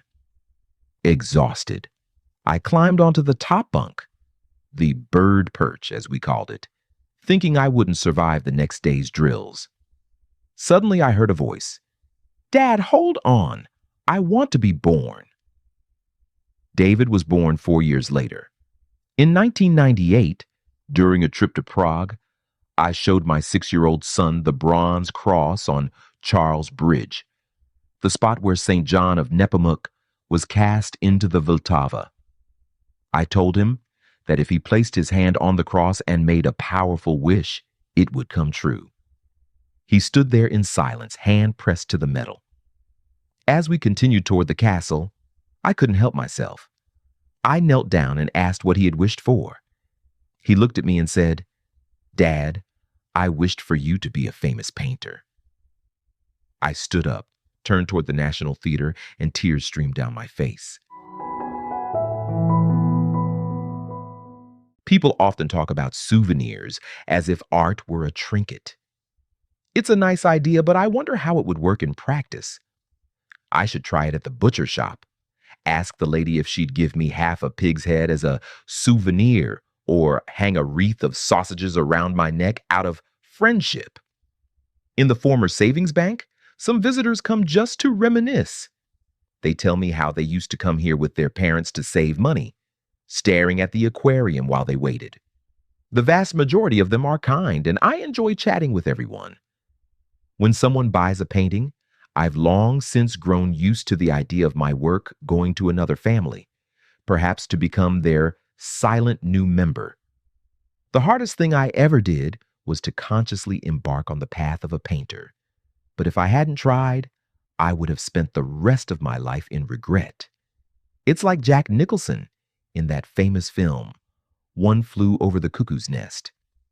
When he fails to lift the heavy marble sink, he tells the others, "But I tried, didn't I? Christ, at least I tried." Daniel, my second son. In 2001, I went to pick him up from kindergarten. The teacher told me they had visited the museum that day for my first solo exhibition. As we left the dressing room, I asked him where they'd been. "At the museum," he said. "And what did you see there?" I asked, leaning in. He looked at me and replied, "Nothing. Nothing at all. It's just that your paintings were everywhere." He was only 4. He was probably just teasing me. Sometimes it seems my sons aren't that interested in my work, but one day they will inherit it all, and I can only hope they'll do something sensible with it. The only truly good things I will leave behind in this world are my 2 sons. I'm not worried about them. They won't get lost in life. For now, I enjoy Liba's grandchildren, but I'm curious about the future little Zizhichkas. By the time they arrive, I hope I'll finally have found my senses and learned to behave responsibly, whatever that word means. I love those grandchildren already.